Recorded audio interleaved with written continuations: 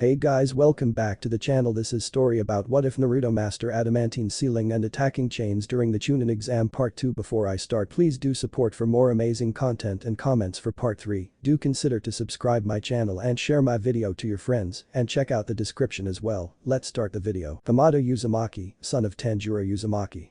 Says Kamado, making the whole Kumo delegation freeze in fear. In Kumo it's told that Tanjiro Uzumaki, the true Susanoo, was the man who stood against Gold and Silver brothers, Ginkaku and Kinkaku, the two brothers from Kumo who survived in the Nine-Tails' stomach by eating his flesh and later being regurgitated out of the fox, giving them unusually large chakra reserves, and with their newfound powers, the brothers assaulted the second Raikage during his peace pact with the second Hokage Tobirama Senju to stage a coup d'etat. Managing to bring the second Hokage to the verge of death, the brothers are declared disgraces for their treacherous actions and deceptive natures. Despite this, they are still highly respected in Kumo for their strength and skill. However, Tanjiro Uzumaki later fought the brothers in battle and inevitably killed them in what would be a 3-day-long battle, and by using Storm Release to kill the brothers who were distant relatives of the Sage of Six Paths. It would earn him the name of True Susanoo due to fighting the two who were able to use the boost in chakra they got from Kurama and besting the two who wielded the 5 treasured tools of the Sage of Six Paths. Kamado Uzumaki, on the other hand, was a bit different because during his prime when he participated in the SSS rank mission assigned by Danzo, he fought the 3rd Raikage and Linoki the Fence-Sitter in his youth and won, but with the 3rd Raikage they fought many times in the past before the mission. In all 8 out of 8 battles with the Raikage being won by Kamado Uzumaki. This also showed the world that those of the Uzumaki blood weren't just known for sealing and being a peaceful clan, they were known for being outright brutal and bloody in battle. Oh, alright. Forgive me. Says the first Kumo delegate. Yes, now you said you wanted a war, go ahead. From where we're sitting we can afford one. You on the other hand cannot. Says Kamado, making that clear. How so? Because you seem to forget one thing, that Kumo has the numbers in terms of military strength in a war. Says the second Kumo delegate. Yes, for which we match you in greater terms. Says Kamado with a calm voice. Oh really? But didn't you face the Nine-Tails attack just 3 years ago? Asks the third Kumo delegate knowingly with his grin returning. Your village is still recovering, it's you who can't afford a war. Says the fourth Kumo delegate. 3 years ago that would have been the case, but as you see the village now, we're ready. Kumo in terms of population has a 3/5, 4/5 in military and 5/5 in economy. Konoha in terms has a 5/5 for population, 5/5 in military and 5/5 in economy. Says Kamado, making this very clear. It was true, thanks to Kamado who had previously served under Hiruzen, as his advisor made Konoha very strong, and in just 3 years of returning, he brought it back to where it needed to be, and Hiruzen helped lay out the groundwork for him, considering Hiruzen could only focus on so much. Kamado wore no hat, yet he was all a Kage should be, the right hand of Sarutobi that Danzo never could or never tried to be. That will change soon enough. Says the fifth Kumo delegate. You seem to forget that we have the Raikage, a strong military, and 2 full realized Jinchuriki. Says the first Kumo delegate with a smile. Yes, but you've lost the war already. Says Kamado, still not shifting his current mood, as everyone was wondering how. How so? Asks the first Kumo delegate with narrowed eyes. We have the same in terms of military, along with a fully realized Jinchuriki. The strongest in fact. Says Kamado, bluffing, as the Kumo delegation didn't know. Kamado was using time to his advantage in a situation like this along with facts. After all, a lot can happen in 3 years. Make a good enough bluff and no one can refute the words. It still doesn't make us see where we lost at. Says the second Kumo delegate with folded arms. Well, for one, we interrogated the other shinobi. Found out they had a mission from your 4th Raikage to capture the Hyuga clan heir. Says Kamado, shocking the room now. What? Says the 4th Kumo delegate, standing up outraged now. You interrogated them? He asked with clear anger present on his face. Sit down and calm yourself. Says Kamado, calmly hardening his face now within a tone of command and voice. As he said this, the Kumo delegate felt uneasy and decided to sit as told. Once done, Kamado began to speak again. Now of course we did. It's our village and our rules, Inoichi got sufficient information to prove it, and here we are. Says Kamado with Inoichi nodding at the words. This is part of how you lose really altogether. Says Kamado with folded arms. Part? Asks the 5th Kumo delegate, not liking this at all now. Yes, I would like to know how they lost. Says Danzo, finally speaking up. You lost when you entered this village. You lost when your village failed to eradicate the Uzumaki in the 3rd war. Lost when the 4th Hokage beat your current leader in battle during said war. Lost when you walked through the village gates to sign a treaty, not being aware of the jurisdiction our nation and village has. Says Kamado, making this fact clear as he continued. And now, you think you can take on the Uzumaki, Inuzuka, Aburam, Uchiha, Hyuga, Nara, Yamanaka, and Sarutobi clans in a war, along with the rest of our shinobi forces? I'd say you're all really bold when it comes to your village priding itself on brute force. Says Kamado, shocking everyone alongside the delegation as he continued to speak. As it stands, Konoha has the strategy, the patience, money, resources, and power along with men and women to fight a war. Enough to send you scampering back to the shit pile of mountains in the clouds you like to call home. You want a war? We're ready for it. Says Kamado, daring them to say something to refute this. A dangerous man indeed. Thought Danzo, knowing how Kamado was. That's how dad is. Calm, collected, smart, quiet, but always assessing and thinking ahead. Thought Tanjiro with a nod. Focus, commitment, and sheer will. Really Kamado, you haven't changed a bit. Thought Iwako with smirk. The stories you told me Kushina just doesn't do justice compared to the real thing. Thought Mikoto, surprised. I can see why his clan stands behind his leadership and his children's leadership. Proves why they're a strong clan. Thought Shikaku. They've lost and they know it. Thought all of the rest of the Konoha side and Anbu there hearing the assessment. He's got them by the throat, so this is why Lord Third called him back, but Kamado mainly came back only for his grandson. So Lord Third had to ask Kamado to stay for the village, and now I see why. Thought Tsum, surprised because all she had was stories from Kushina. We are a proud nation. And will not be humiliated like this. Says the second Kumo delegate angrily. A proud nation with a shameless reputation. Says Tanjiro, making the delegate become quiet now. Well, a peace treaty was formed between all the villages to cut back on military budget and reduce the sizes of their forces during times of peace. Kumo secretly does not honor the agreement as seen here, seeing this as a chance to ensure that no other village can ever have an upper hand should hostilities later resume. Says Shikaku, pointing this out. Kumo's efforts to amass power often entail stealing secrets and kidnapping shinobi from other villages. Just how you tried with my daughter Kushina Uzumaki, who was saved by Minato Namikaze. And now you are doing it with the Haika clan years later, need I go on? Asks Kamado, driving the final nail in the coffin and catching them by the neck like the prey. It became apparent to everyone in the room now that the Kumo delegation was in deadlock. With nothing else to say, or any way to speak around the facts, it was very clear that Kumo lost the battle of words. As they were all quiet for a few moments thinking on what to do next, before one of them from the delegation spoke out. Alright, then where do we move forward from here? Asks the third Kumo delegate, sweating a bit as Kamado spoke. Firstly, you will drop the threats of war with me because I'm not easily moved.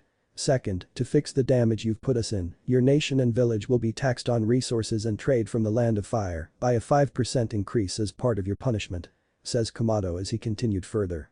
Your Raikage for his part will hand over jutsu of our number range from D rank to S rank. He will also sign to the treaty we draw up and you will accept. In exchange we will let this mishap be overlooked. Along with not mentioning to the other villages what has transpired here. Are we clear? Asks Kamado with a cold gaze. The Kumo delegation looks at Kamado for a few moments and then to each other as they speak amongst themselves. For 2 minutes they do this, only to speak out again. Then we have 15 minutes to decide. Asks the first Kumo delegate. You have it. Says Hiruzen as they got up to leave with Kamado sealing the room. Are we going to give them nothing in return?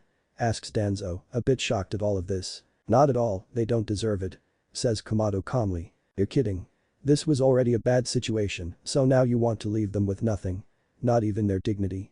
Asks Danzo, looking for argument while a bit angry. They lost that when they tried to take a child from this village, says Kamado, now being irritated with Danzo. Well, let's see how this plays out. Says Danzo with a narrowed eye as Hiruzen intervened now. The both of you need to calm down. Let's see what their answer will be. Says Hiruzen, trying to defuse the situation. For the next 15 minutes, everyone sat talking amongst themselves. The time passed quickly as the Kumo delegation came back into the room only to sit down once more. As the first delegate spoke. We accept the terms. Says the first Kumo delegate as he continued speaking. But on the condition that we still have a life for a life.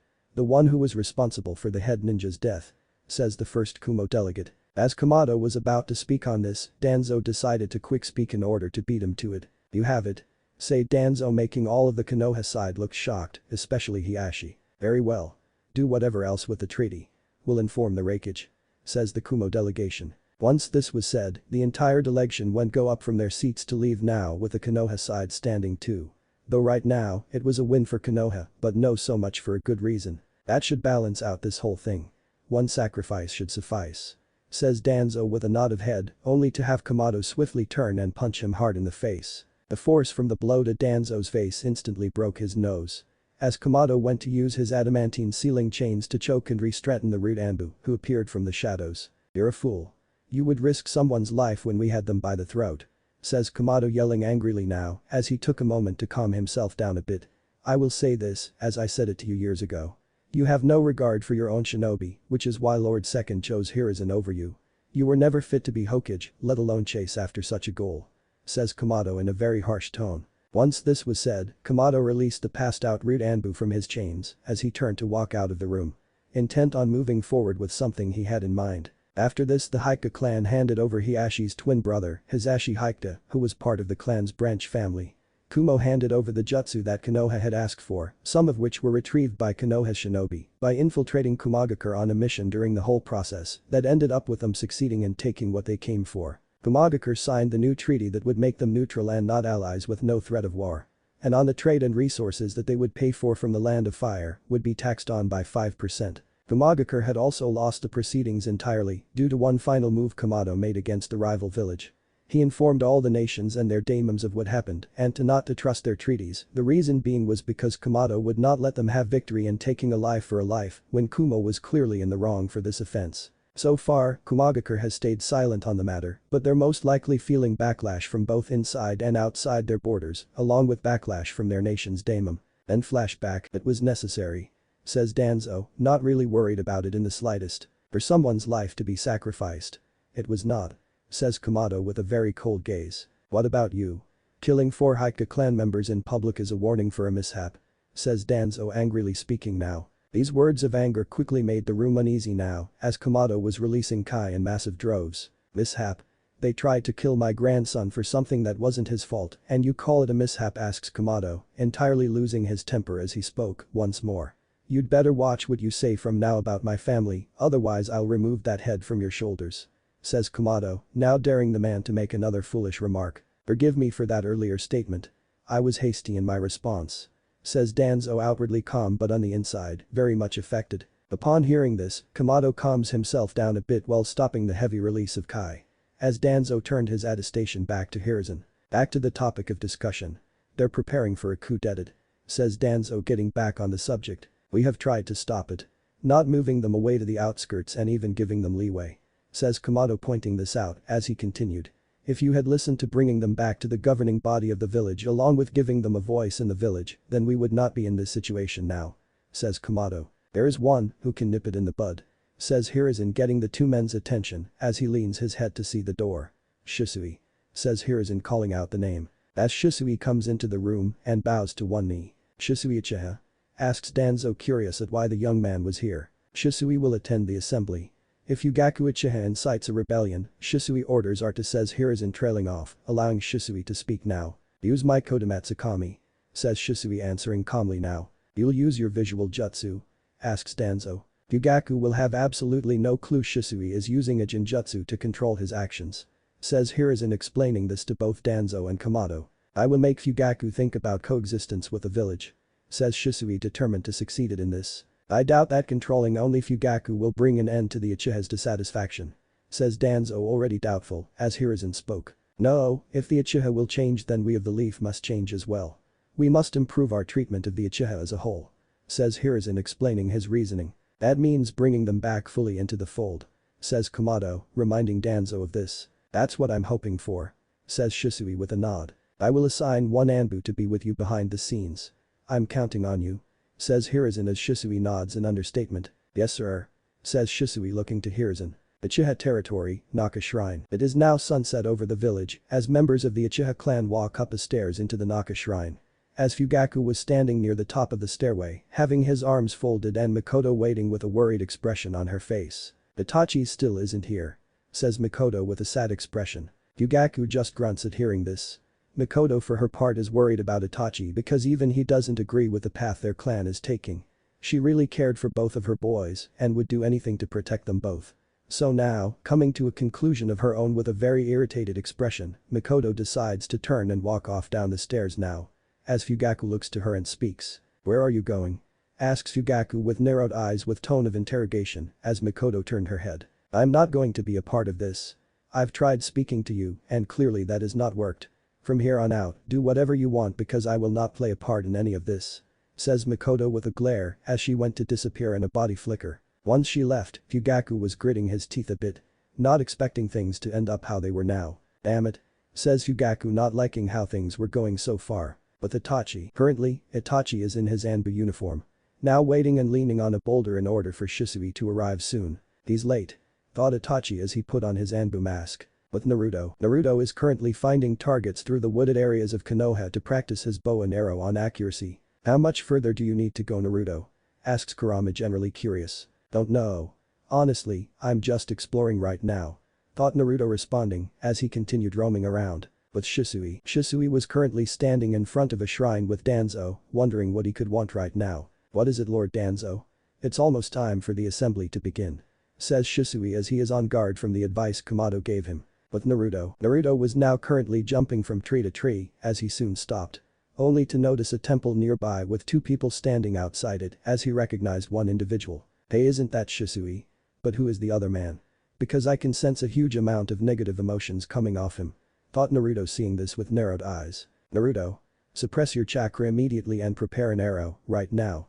Says Kurama, yelling in the seal with urgency as Naruto did so quickly. Okay, but seriously, what's wrong? Thought Naruto, asking Kurama with much worry in his voice. Widen your sensory ability. Says Kurama in the seal. Naruto raised his eyebrow for a moment only to do as told and become very concerned. There are others here, many others. But they seem to be only watching. Thought Naruto with his eyes widening in shock. Yes, they can't sense you because of what I told you to do. Honestly, I'm glad I taught you how to suppress your chakra fully as a first lesson. Says Kurama in the seal, grateful that he did that. Okay, but that guy with Shisui. I'll aim for him just in case. Thought Naruto, responding as he had the arrow ready to let loose. Back with Shisui and Danzo. What if your visual jutsu gets Fugaku and the clan to cooperate, but then the Leaf Village refuses to change? Asks Danzo. Lord Hokage has given me his word that he will make a change, and with Lord Kumato by his side it will. Says Shisui, not wavering in his belief. Is this what Lord Kumato meant by be wary?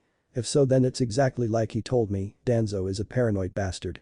Thought Shisui, remembering the earlier conversation he had with Kumato. As this thought went through his mind, Danzo started to speak again. Even if he's satisfied that the Uchiha have reformed, the distrust among the Leaf won't go away. Says Danzo, pointing this out. I realize that, but in time they will. What you have to ask is, whose fault is it for the distrust? Considering you were the one that suggested that the clan stay back in the attack on the village years before. Says Shisui, calmly, not showing any ill emotions. Kumato's gotten to him. This isn't good. Thought Danzo as he spoke again. Besides, people like me. People who are always suspicious will never truly change. What will you do then? Asks Danzo with his head down a bit. But Lord Danzo, says Shisui, not liking where this is going. Lord Kumato is right. Danzo is paranoid of everyone. Even his own village.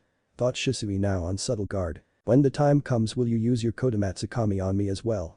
Asks Danzo, dropping his cane. Says Shisui, unable to find an answer as Danzo moves forward a bit. Your Sharingan shall be in my safekeeping. Says Danzo, reaching for his eye as Shisui uses his Sharingan quickly in order to stop him. Forgive me. Says Shisui, using Jinjutsu on Danzo as he grabbed the man's hand while he went limp by just a bit, still standing. It's only Jinjutsu. You'll snap out of it soon. Says Shisui, walking away as he had a thought. I need to get to Lord Kumato so that he can inform Lord Third, but I need to get to the meeting. Itachi is waiting for me. Thought Shisui, walking away now as he was suddenly punched in the stomach. The force from the blow managed to knock the air out of him. As Danzo had disappeared and faded away from sight as the real one had appeared to hit Shisui in the stomach. Managing to crack a few ribs as Shisui was punched in the face next at least 3 times, only to then be lifted up at the hair by Danzo with one hand. Danzo wasn't finished as he cleanly ripped Shisui's eye out of his socket. As Shisui landed to the ground, holding his socket where the eye used to be, only to jump back, landing on his knees. And with Shisui breathing hard, he looked up to see Danzo unwrapping the bandages around his head, showing he had a Sharingan in his right eye. Sharingan, says Shisui in pain along with shock upon seeing this now. I'll take yours to replace this eye. Now give me the other one too. Says Danzo, ordering him. As 8 rude Anbu appeared around Danzo, ready to attack. This action being performed in front of Shisui put him on edge, knowing he would have to fight and hope for escape. Though this thought quickly vanished as the first 3 rude Anbu in front of Danzo were hit by arrows through the neck with dead on accuracy. What? Says Danzo with shock in his voice as he was the next to be hit by 7 arrows in quick succession. The first grazed his forehead enough that it would make a straight scar. The second hit his neck, but not deep enough to kill, but cut all the same and drew blood. As for the others, he wasn't so lucky. The third hit his left shoulder, the fourth hit went through the left forearm. The fifth and sixth hit pierced him through the left thigh. As the seventh and last went through Danzo's left calf. AHHH. Says Danzo, yelling in a lot of pain, still clutching the eye in his hand, so he does not drop it. Lord Danzo. Says the remaining Rude Anbu, yelling out now. As more arrows continued to come raining down on the Rude Anbu, Shisui recognized something about them and knew who was firing them. Naruto. Thought Shisui, seeing the arrows. He knew they were just normal arrows, but he could tell by the red color of the arrow knock was his. So he quickly put this thought away and went through hand seals. Fire style. Fireball jutsu, says Shisui, expelling fire from his mouth, creating a fireball to be shot at Danzo and his Anbu. The fireball came speeding towards them as the Rude Anbu ran forward, speeding through hand seals. Water style. Raging wave, says the Rude Anbu, as they shoot off streams of water to stop the attack. As they did so to combat the fireball, the arrows never stopped coming in. And to the Rude Anbu's surprise, on these arrows were explosive tags tied at the ends. So upon seeing this, the explosive tags lit up and exploded in their faces. Boom, the explosion forces them to body flicker backwards. As both the smoke and steam clear up to show everything, along Shisui nowhere in sight. Teleportation jutsu, says one of the Rude Anbu, knowing this was Shisui's specialty. Upon hearing this, Danzo looked around a bit, still in extreme pain. As he only went to speak out. Oh. Says Danzo, grunting out as they disappear to give chase. But Shisui and Naruto. Shisui currently had Naruto in his grip while running away from the area on treetops. Though right now, he looked at Naruto and spoke. Do you know how reckless and dangerous that was, Naruto? You could have been hurt. Asked Shisui, angry and worried for Naruto. And let the mummified bastard take your eyes. No way am I letting that happen. Says Naruto, equally angry that Shisui was angry and being ungrateful. Right now, Shisui was having a thought about what he just heard while calming down. Must have heard that from his uncle Tanjiro or one of his other uncles or aunts. Thought Shisui with a blank look, as also remembered that Naruto killed those men back there and was most likely being strong right now until their way to safety. Listen, Naruto, thanks for saving me back there because I owe you. But for now, we got incoming. Says Shisui, looking behind him to see pursuers. Don't worry, I got our escape covered. Says Naruto as he puts his hand into a half-tiger ram seal to activate something, but looks at Shisui. Use body flicker to teleport us as far ahead when I activate what I'm about to do. Says Naruto, with Shisui nodding as he put his plan into motion. Activate.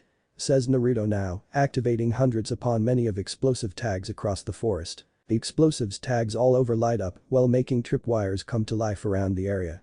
As Shisui went to teleport further now in order to not get caught in the blast. As the Rude Anbu pursuing them are all but caught in wire strings as the explosive tags go off in a fury that can be heard from miles away. Boom. The explosion is so loud that it can be heard around the village. While putting everyone around the village on alert as heavy black smoke rises up into the air. But Mikoto was currently walking to the Senju Uzumaki district to see Naruto.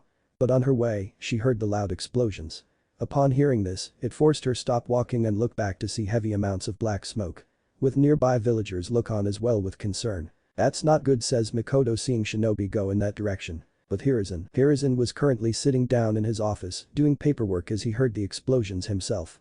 Only to get up from his chair and leave with his Anbu in order to check it out. But currently with Itachi, he was still waiting on Shisui as he heard the explosions too. And ultimately decided not to go and continue to wait for Shisui as he pulls out a box of Pocky sticks. Hum to Papa.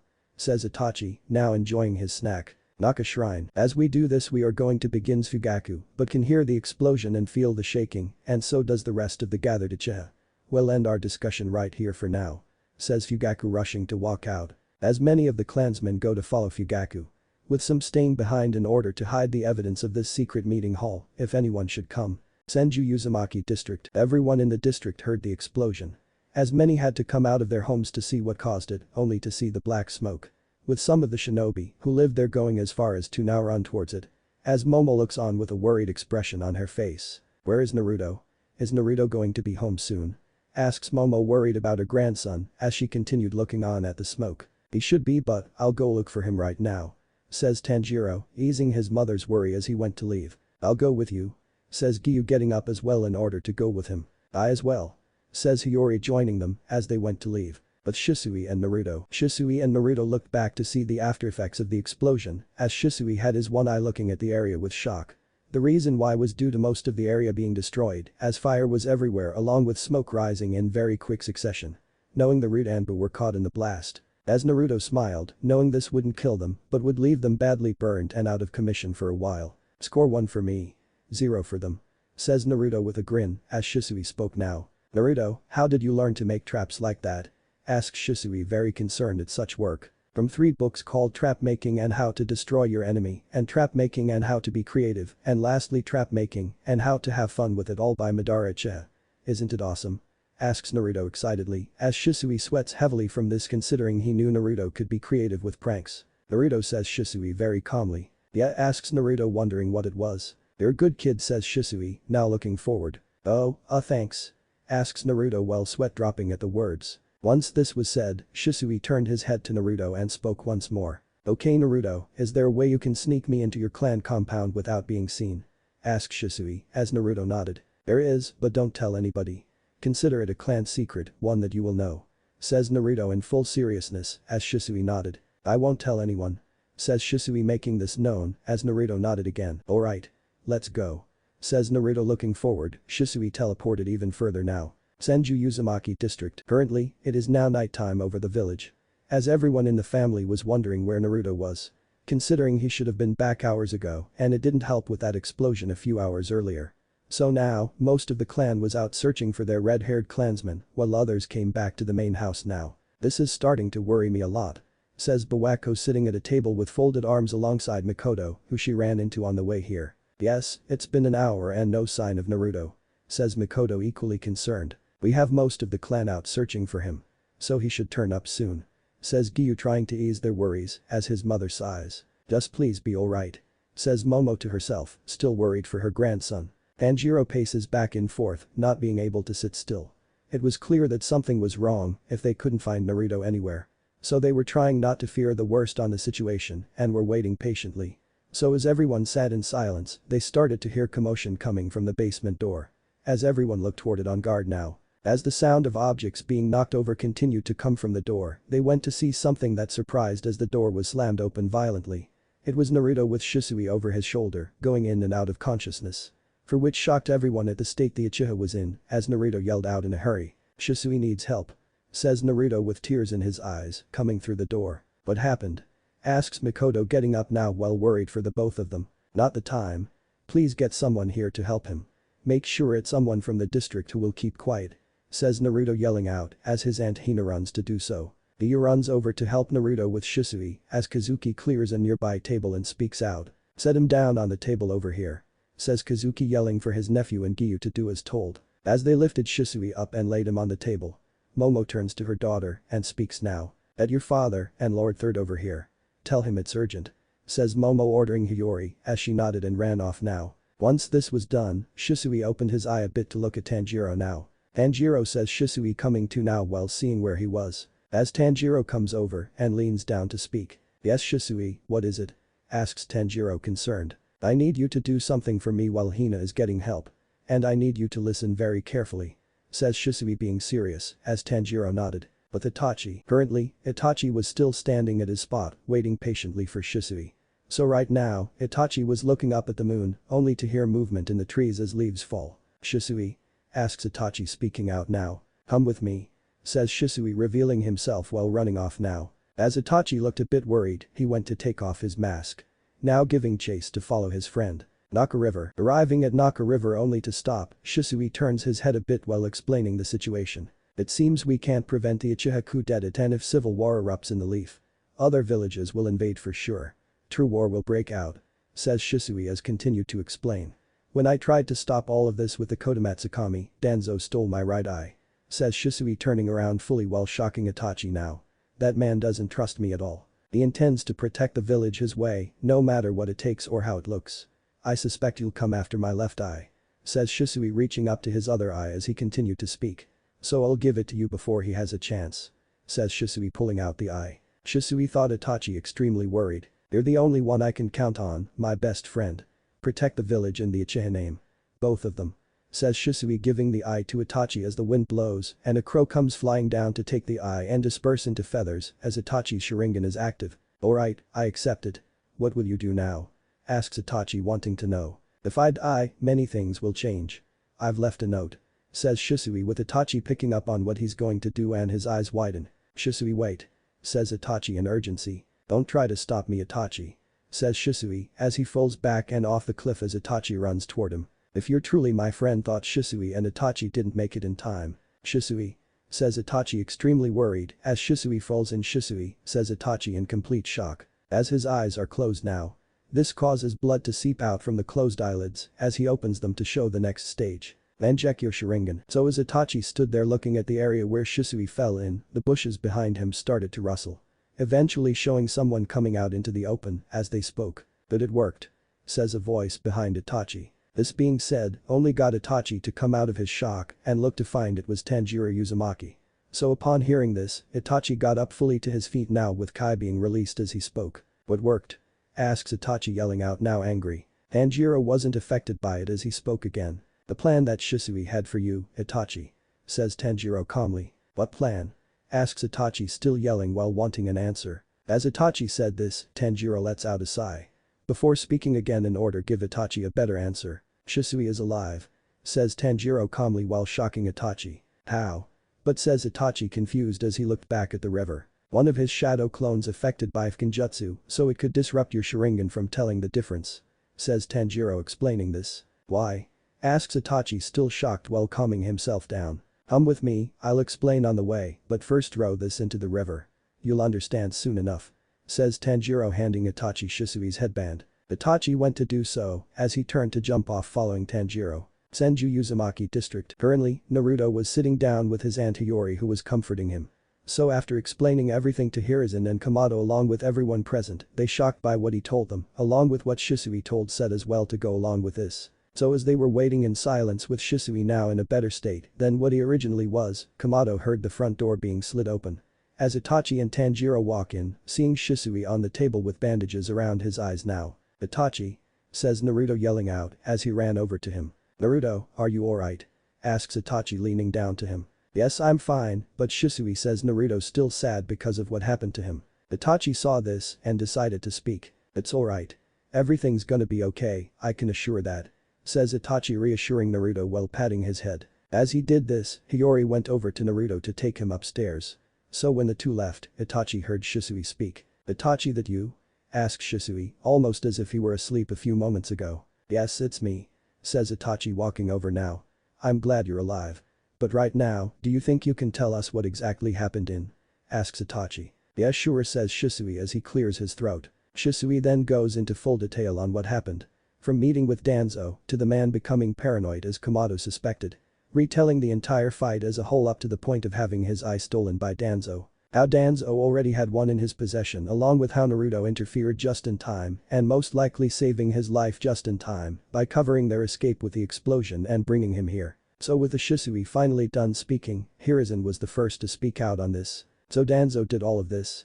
Damn it all, says Hiruzen angrily as he knew this was getting even more troublesome now. I knew he was trouble and yet no one listened to me. Except for a few, says Tanjiro angrily, because they're facing a possible coup d'etat that could have been avoided. As Kamado heard the entire story, he was highlighting certain things he heard in head. From the entire plan to force Fugaku in cooperating with the village. To how Danzo was skeptical about the entire plan straight from the beginning, he decided to speak now, coming to a possible conclusion of his own. I don't think the coup d'etat would have been stopped with just Shisui's eyes alone, says Kamado, getting their attention. Why is that? Asks Itachi, concerned at this now. What if Fugaku could be hiding abilities of his own? Like those eyes you now possess, Itachi, says Kamado, now making the room tense. You don't think, says Itachi, trailing off while finally getting it with his eyes widening. He lost friends during the Third Shinobi World War. So it's possible he was close to one of them, says Kamado. But why hide it? Even from his own clan? Asks Giyu, still not getting that part. The Mangekyo Sharingan has always been feared by the least enemies. Lord Second Hokage and now the elders of the village, says Kamado as he continued speaking. They most likely believe it's too dangerous because it can control a tailed beast. Not to mention we have the strongest of them, says Kamado, explaining this as he went on further. Fugaku's most likely hiding it because he knows the clan would only move up the schedule of when the coup d'etat is supposed to start, says Kamado, explaining this. So you think he's hiding it for the proper moment? Asks Mikoto, getting his point now. Precisely, says Kamado with a nod. So what are we gonna do moving forward? If we don't stop the coup, then, says Bawako, trailing off as Hiruzen spoke now. Me and Kamado have come to the conclusion to do nothing. For the time being, we let Danzo get away with this, but at the same time find more information that will mark him as a traitor of Konoha.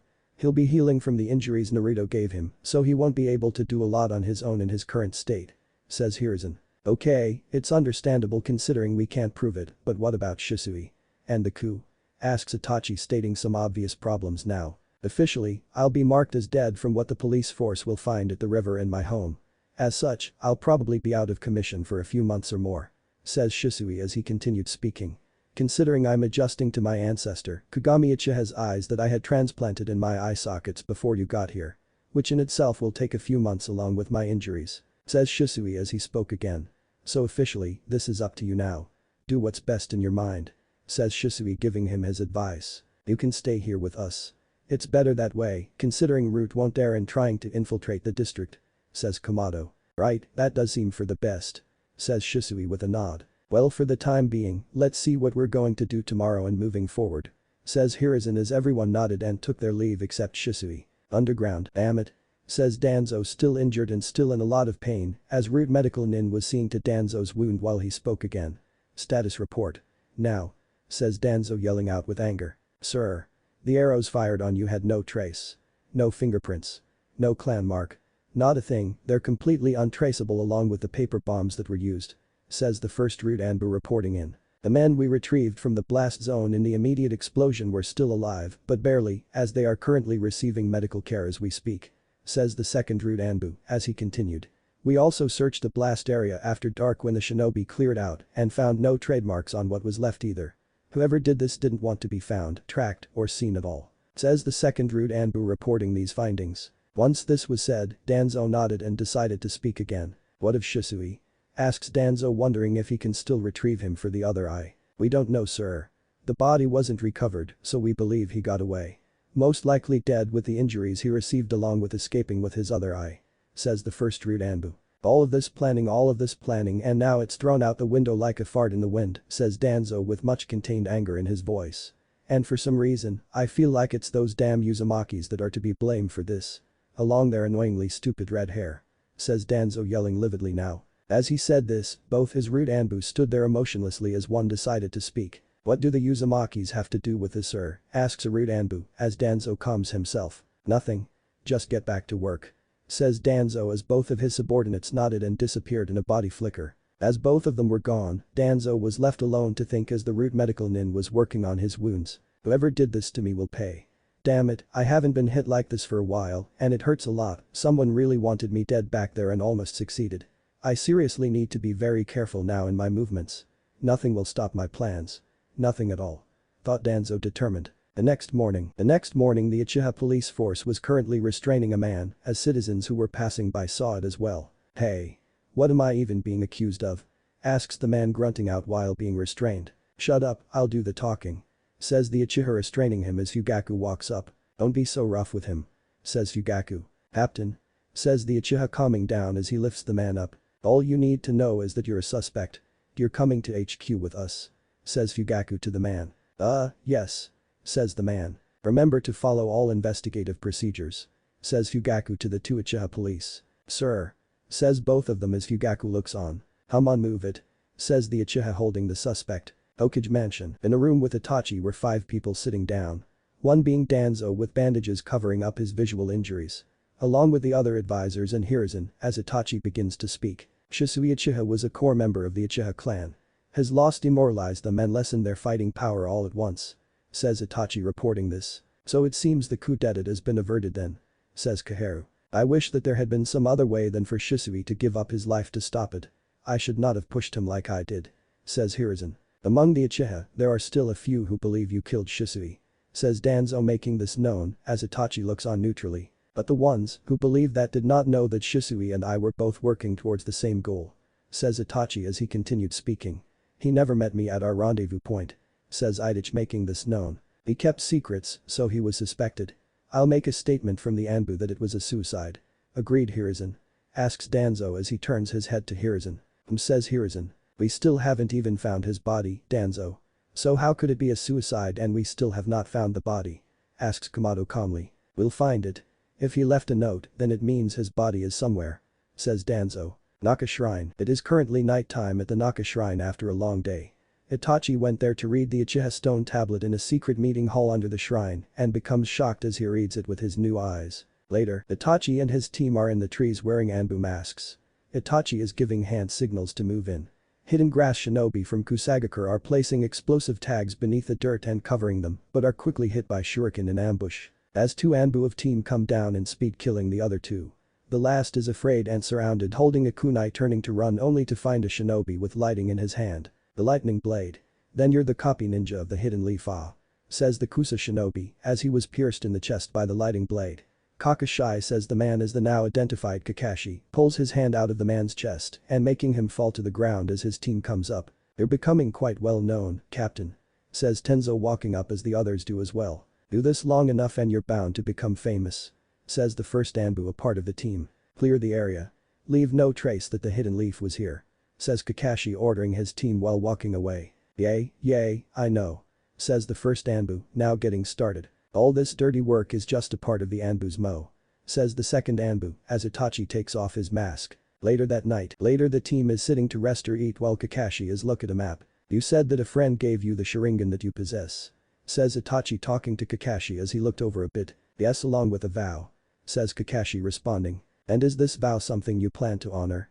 Asks Itachi curious. Yes. I intend to. Says Kakashi answering as Itachi closes his eyes. I know about the incident with Shisui Uchiha. Is everything okay? Asks Kakashi a bit worried. Yes, I'm fine. Says Itachi while nodding. I see anyway there's not a lot I can do but let me know if there's anything. Says Kakashi. Of course. Says Itachi responding, but he started remembering the whole waterfall scene as it felt so real and now he had to handle the coup by himself. Shisui, things have gotten much worse, I don't think we can protect everyone. Thought Itachi closing his eyes. Night fell over them as the imminent future for their clan was looking grim. 1 year later, it has been a year since the incident that happened with Shisui and while he's still recovering from physical injuries. He was able to achieve his eternal Manjutsu Sharingan. So he was going through physical therapy right now in a very large training hall beneath the compound that's used for large training of the clan with individual rooms as well for training. Naruto's sensory ability was growing when he found out he could sense out through his affinities. Bioelectricity for lightning, body heat for fire, body fluid for water, vibrations for earth, breathing and wind flow for wind. This helped his senses very much considering he trained each to be powerful. He would also train with his friends and use the Sharingan in secret to better understand his flaws, but would use it very rarely, but always training with it in terms of Genjutsu and speed training. While he was going through this, Naruto had grown as well in other areas. He was adequate in his non-blood-borne Kekkei Genkais along with his affinities as well. His Sharingan speed training was increasing in strides, along with the use in the bow and arrow being very deadly now. Fuinjutsu was now at level 8 of the 30 stages. His Mokuton training was officially finished with Tenzo, but Naruto took it a step further to go into the Senju archives and found all the jutsu on Mokuton and with a couple of others he came for and practiced them in the training hall under the compound. His bending to jutsu was becoming better thanks to his uncle Tanjiro and Aunt Hina as well. Now Naruto was currently practicing his breathing to one day use total concentration, constant. So he can master the Kenjutsu style of his clan. So right now he's breathing in and out while in the garden and sitting on a rock. Like Grandpa Kamado said. If I can master this then I'll achieve a higher rate of my physical abilities. Breath styles require this and if I can master it while practicing my katas then I'm one step ahead of others in the Kenjutsu department. Thought Naruto. Even as a child Grandpa demonstrated the forms in the snow around torches, said something that during that time the air is thin and freezing, which makes it difficult and more of a challenge, better conditions for a harder challenge. Thought Naruto remembering his grandfather practiced the katas in the middle of circle in the snow, with torches creating the circle while wearing a ceremonial mask and clothing. He also remembers that the Uzumaki clan uses the breath style within a ritual ceremony practiced every new year, where the breath style user offers the fire god a dance from sunset to sunrise to ward off diseases. Ceremonies that are practiced every year that he holds dear to him. So Naruto was continuing the breathing as he was fully focused, but something took that away as he heard something. Naruto? Asks a soft voice as Naruto opened his eyes to see Hana along with her 3 ninkin laying down in the garden. Oh hey Hana. What are you doing here? Asks Naruto wondering what she was at his home for. Well I don't have any missions today and my family's out doing their own thing, so I figured I come and visit you also. Mom says hi, but it would seem no one is in the house. Says Hana with a smile making Naruto blush a bit. So what are you doing? Asks Hana wondering what he was doing as she took a seat next to him with some dango she wanted to share with him. Well, I was doing a breathing techniques for my kinjutsu to have an edge in it for fighting. Says Naruto as he notices what she's holding. What do you got there? Asks Naruto. Dango. I was hoping we could share. Says Hana with a smile. Sure. Says Naruto returning the smile, about to reach out for one as she swiped them away slowly, surprising him. But then again, I might not want to, considering I didn't hear a thank you for coming by for visiting you. Says Hana being playful. As Naruto smiles at this while picking up a seed on the ground and using his Mokuton abilities to make it grow into a full blooming red hibiscus flower. Thank you, Hana. Says Naruto, tucking the flower behind her ear with her smiling with a small blush. Alright, let's enjoy them then. Says Hana, giving him one. So for the next 20 minutes they talk and slowly enjoy their dango as they're down to the last one that has 2 on it. Dear Naruto, you have it. Says Hana, giving it to him, but he comes up with an idea. Hana, wait. Says Naruto as he takes one of the sticks he used and places the second one on his and handing her the other as he places the one in his hand to her mouth with her being confused, and then her eyes widen. Oh. Says Hana, now getting it as she does the same with him as they both eat the ones they fed to each other, smiling all the same. Well. Says a voice, making them jump and fall off the boulder they were sitting on, looking over to find Jiraiya along with Tsunade dropping in for a visit. Did you have to scare us, Gramps, and stop the scribbling in your notepad? Says Naruto, angry. Oh, calm down. I just wanted to see how you're doing is all. Says Jiraiya with a smile. By the looks of it, someone has a girlfriend, says Tsunade in a sing-song voice. Grandma. Can you just tell me why you're here? Asks Naruto, now blushing red. Well, we were wondering if you would like to have dinner with us tonight while we're in the village. Says Tsunade with a smile. Sure, can Hana come? Asks Naruto, hopeful. Of course. Says Tsunade with a smile and a nod as they all prepare to leave. But Itachi was now 13 years old and on his knee before Danzo as it was sunset over the village with 2 rude Anbu behind him. Beginning today, you will become a squad leader in the Anbu. You're not part of the foundation per se, but your mission orders will come from me. There's no need to report anything to Hiruzen and his staff. Says Danzo. Yes sir. Says Itachi. But I will, the more information the Leaf has on you, the better. Thought Itachi. In that case. Anyway, I know it's sudden, but I have a mission for you. It's a simple assassination. Says Danzo, looking over a bingo book.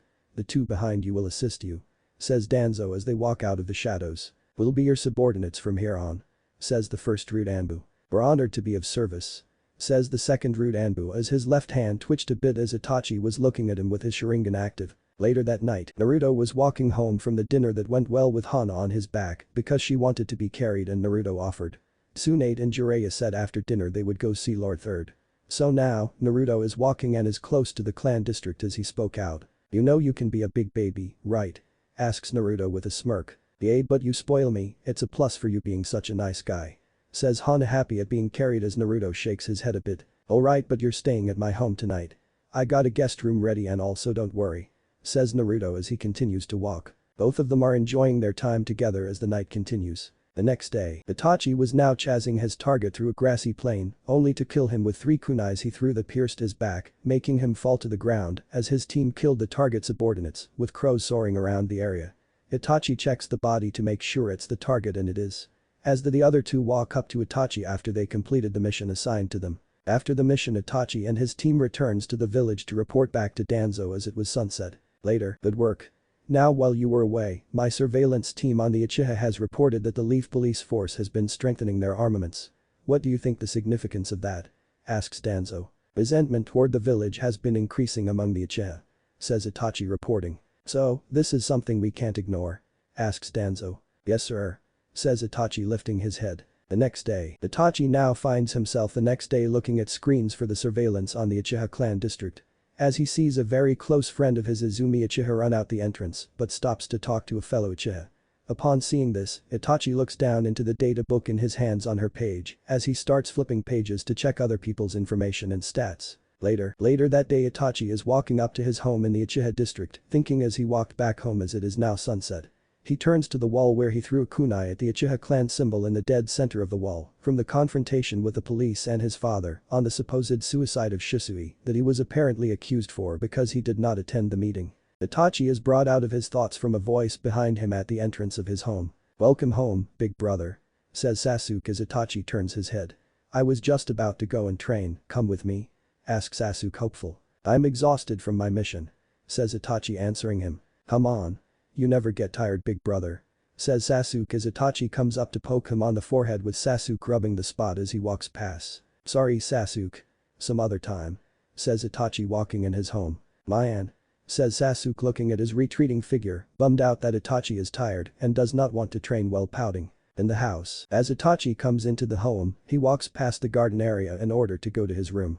As Itachi walks down the path in the house, he looks up to see his father Fugaku standing there with his arms folded.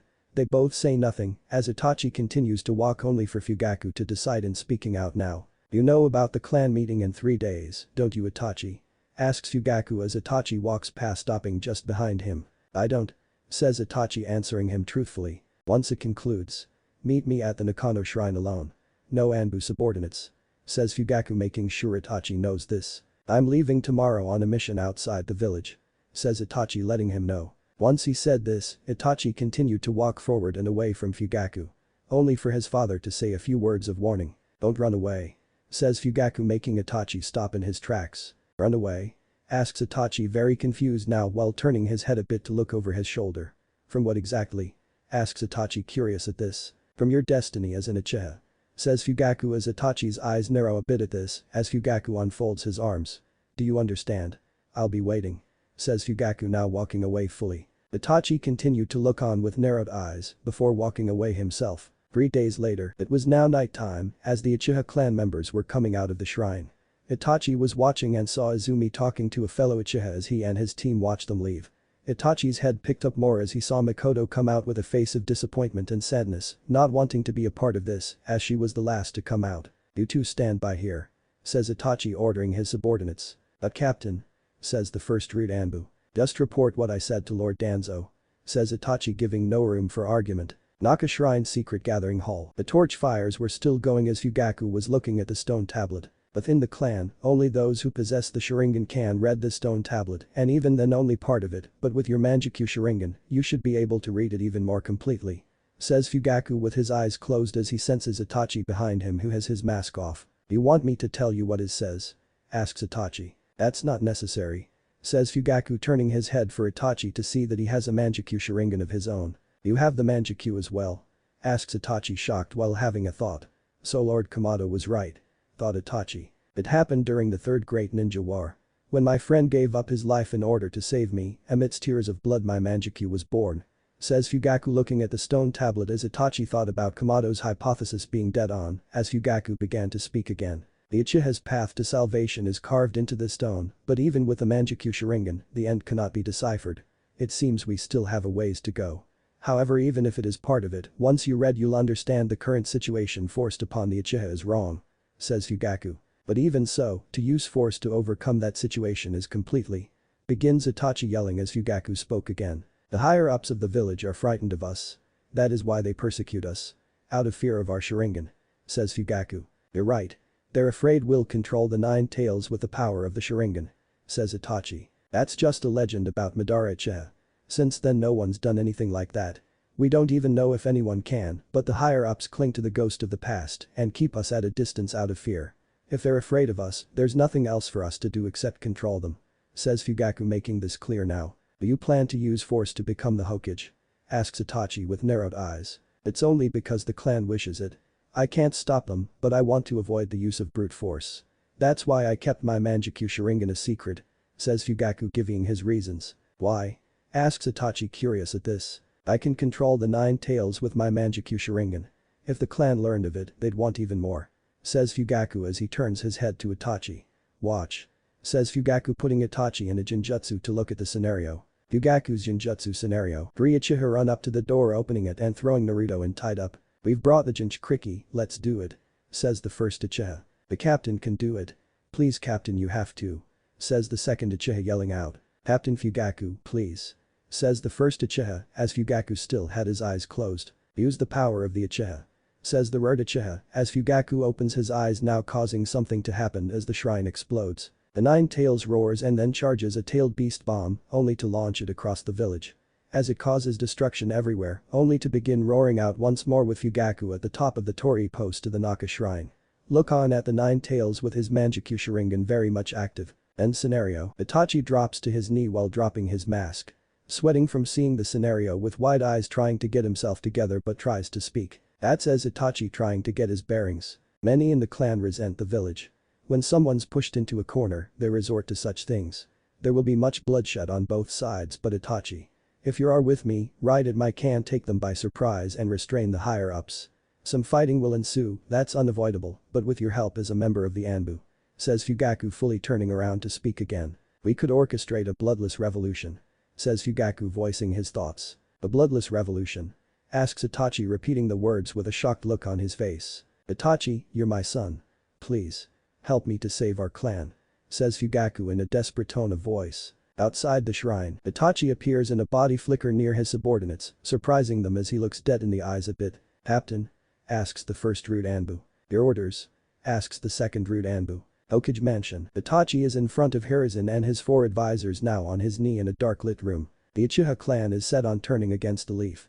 Says Itachi reporting in. We cannot condone this any longer. If they're going to start a revolution then use it to try to usurp our power, then we have no choice but to judge the Uchiha as traitors to the Hidden Leaf. Says Kaharu on the matter. Please wait Kaharu, don't rush to conclusion. Says Hiruzen. However Hiruzen, the Uchiha clan will not be dissuaded and since that is in fact the case. We must take measures to avoid any mayhem. That includes innocent children too. Says Danzo. What?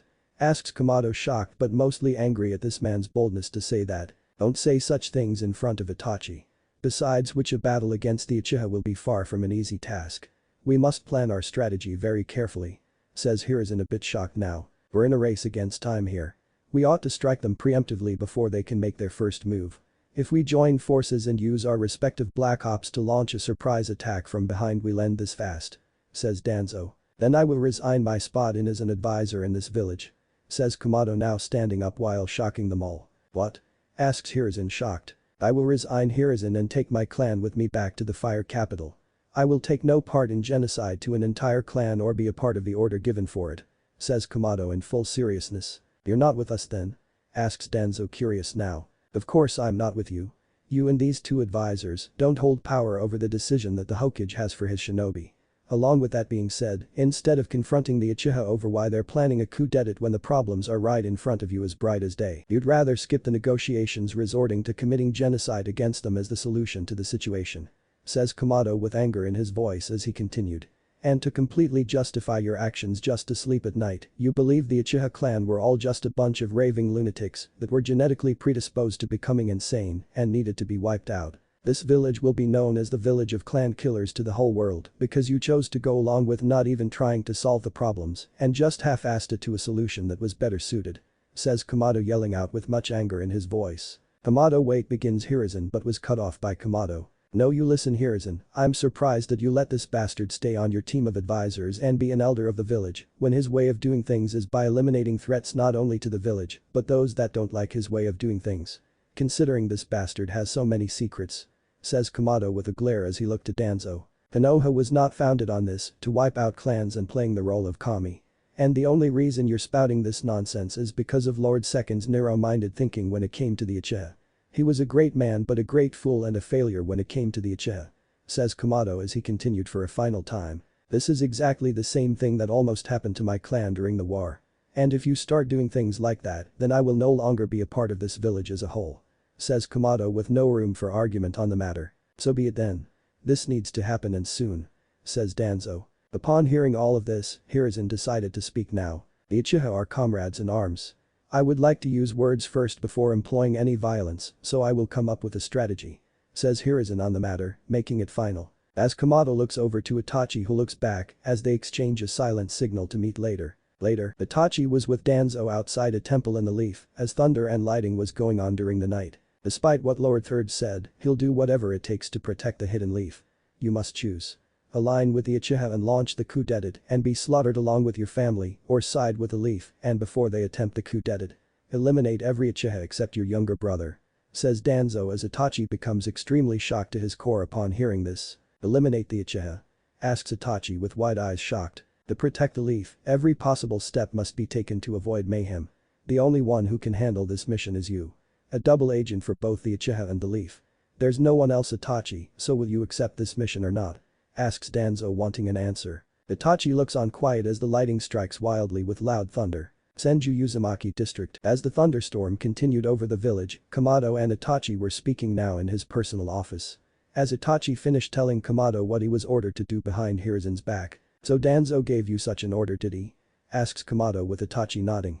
"That bastard always trying to undermine Hiruzen when he can solve this peacefully," asks Kamado. "Honestly, it's my mother, Sasuke and the rest of the clan that aren't even a part of this that worries me above all," says Itachi looking very conflicted.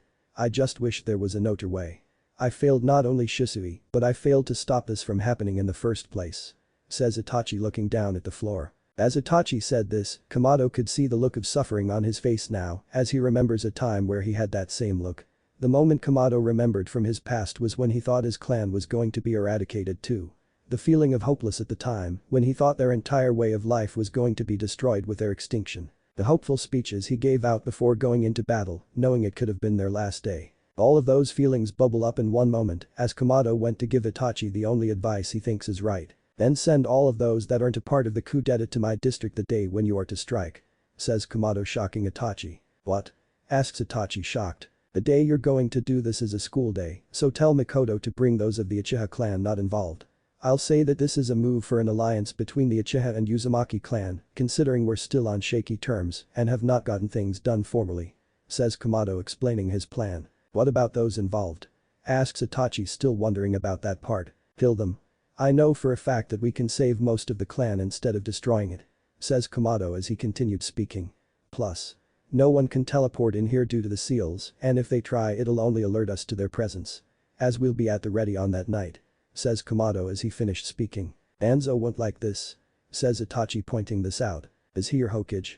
asks Kamado with a raised eyebrow. "No," says Itachi, answering the question. "Then you don't need to listen to me and neither him. Think for yourself in a mission instead of following orders to the letter. The leaf is using your loyalty to them at every chance they get. All I'm saying, Itachi, is don't follow orders directly to the letter because one day it could cause you much pain and suffering," says Kamado as he continues to speak. "You also have a tendency of doing things alone. So I suggest you try to let others lighten the load of responsibility for you," says Kamado, giving this last bit of advice. "I'll keep that in mind, but let me think about this," says Itachi, now nodding. "Take as much time as you need," says Kamado with a nod of his own. The next day, Itachi was on the roof thinking about the choices laid before him and what to do. Eradicate his entire clan to only his brother, or possibly take the opportunity to kill only those involved and partially saving the clan from extinction, but above all the safety of the village and avoiding war as a whole, as he was still very conflicted. The village, the clan, shinobi. Is fighting inevitable? Thought Itachi, remembering everything in his life up to this point as he stood up. The village or the clan? What should I do? Thought Itachi, looking out over the village. With Naruto. Naruto was currently running, not giving it his all as Sasuke came in first and Naruto in second. Naruto was right now taking a breath in as he noticed something. "You didn't take that seriously, did you?" asks Naruto, wondering about that. "Yeah, of course I did, you loser," says Sasuke with Sakura and Ino watching. "Considering I wasn't even racing you and I was pacing myself. But if you want a challenge, the high jump is a good place to start," says Naruto, annoyed. "You're no match for me," says Sasuke as Itachi watches from a nearby roof. "Says the person who seeks to challenge the best," asks Naruto, confused with his classmate's behavior. Itachi looks on with a smile at the two, but then his face quickly turns to one of someone who has made a decision. Later, the man is seen walking through a wooded area with a lot of hair along with a mask. "Hey," says the voice of Itachi, stopping the man as he turns a bit while Itachi jumps down from a tree. "There is something I would like Yo to help me with," says Itachi as he speaks, now wanting to speak with this man as he now had no choice. "That would be?" asks the masked man as Itachi goes into detail on his situation. Giving as much but not too much and not too little in many regards as he finishes up his main reasons only to speak again. "I know you hate the Uchiha as a whole for abandoning you many years ago," says Itachi, making the man perk up as he continued. "I will allow you to assist me in wiping them out before they move forward with their plans, and on the other hand, so that you can finally take vengeance against them for their abandonment of you decades earlier," says Itachi as he spoke once more to voice his terms. "As long as you spare the village and my little brother by leaving them alone entirely," says Itachi, voicing this. "And in return?" asks the masked man with folded arms. "Whatever you wish," says Itachi, about to walk away now. "We move tonight," says Itachi, turning his back on the man. "Fine, I shall assist you as promised," says the masked man, nodding. "Very well then, I'm counting on you," says Itachi, making this known. I'll help you annihilate the Uchiha because I have another goal, and for that I want you to keep your eyes closed.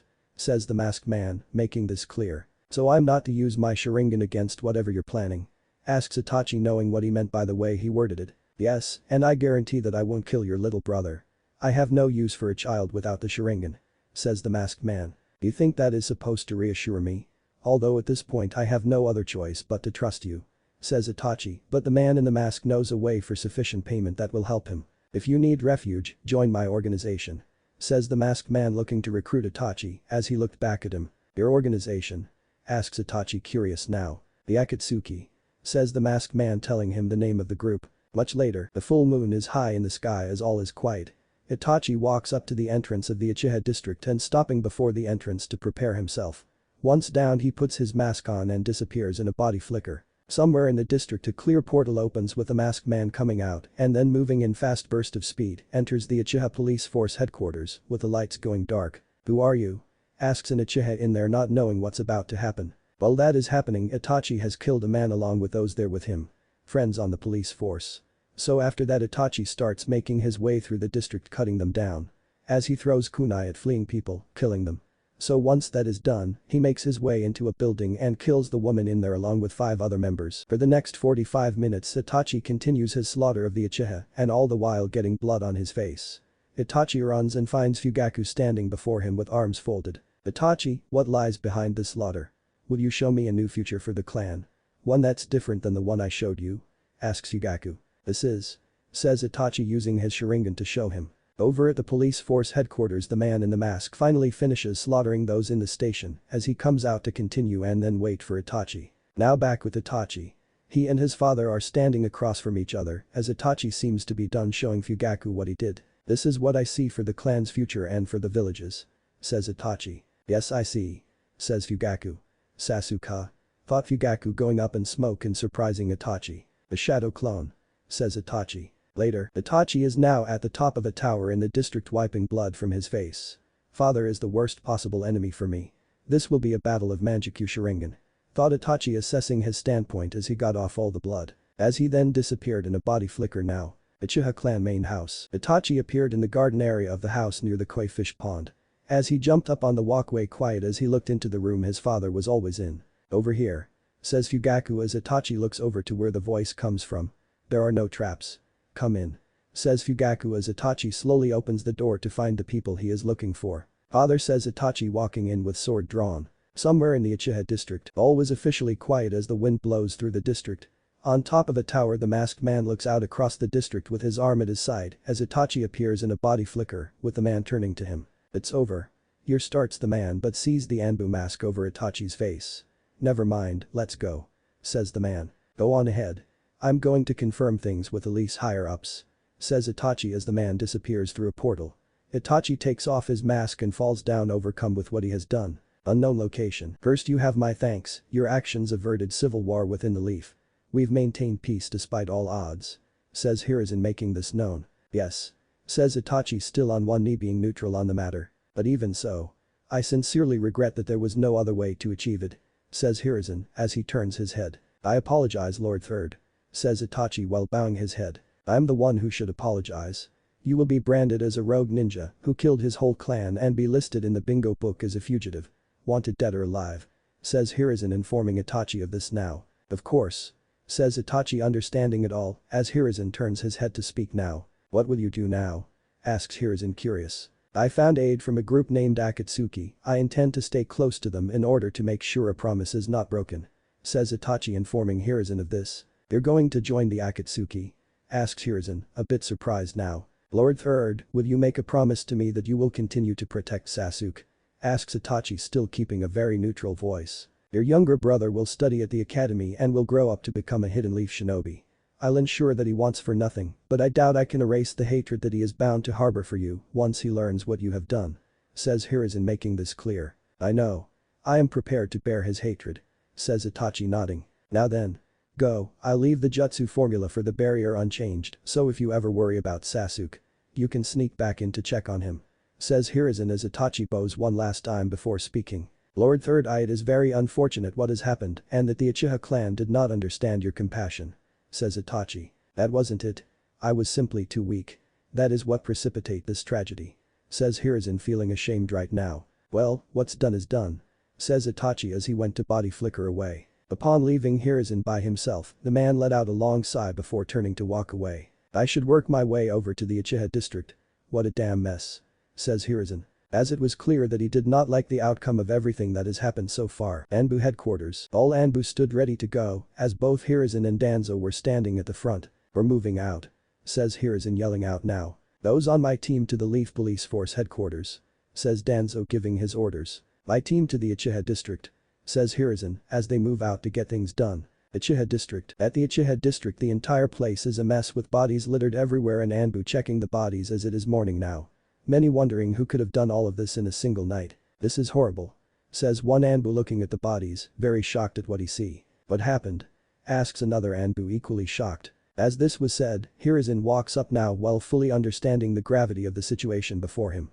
As Anbu nearby are observing the bodies, only for their Hokage to speak out with more orders. Rescue anyone who still remains alive. Says Hiruzen giving out the order, as the two Anbu nod and jump off. Lord Third, there's a survivor. Says a female Anbu, who wears a cat mask. As she gained the attention of Hiruzen, he looked over and spoke now. Get him to the medical unit.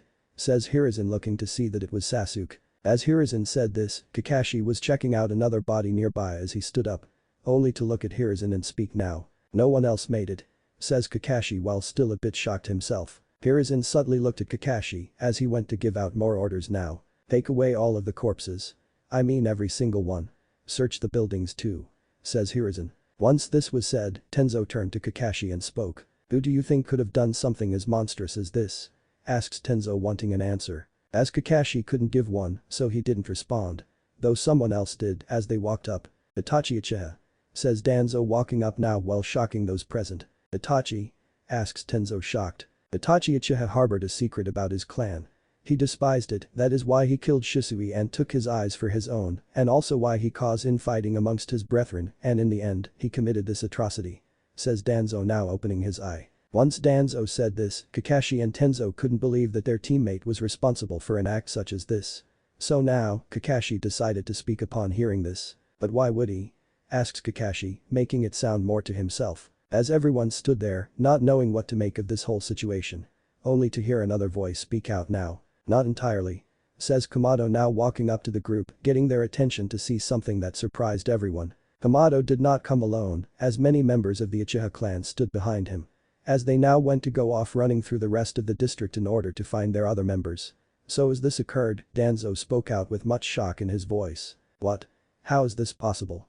Asks Danzo very shocked along with everyone else there that the Uchiha clan still breathed and did not face extinction. I asked Mikoto to come over to my clan district last night with as many members of her clan as she could possibly get in order to officially celebrate both our two clans becoming allies.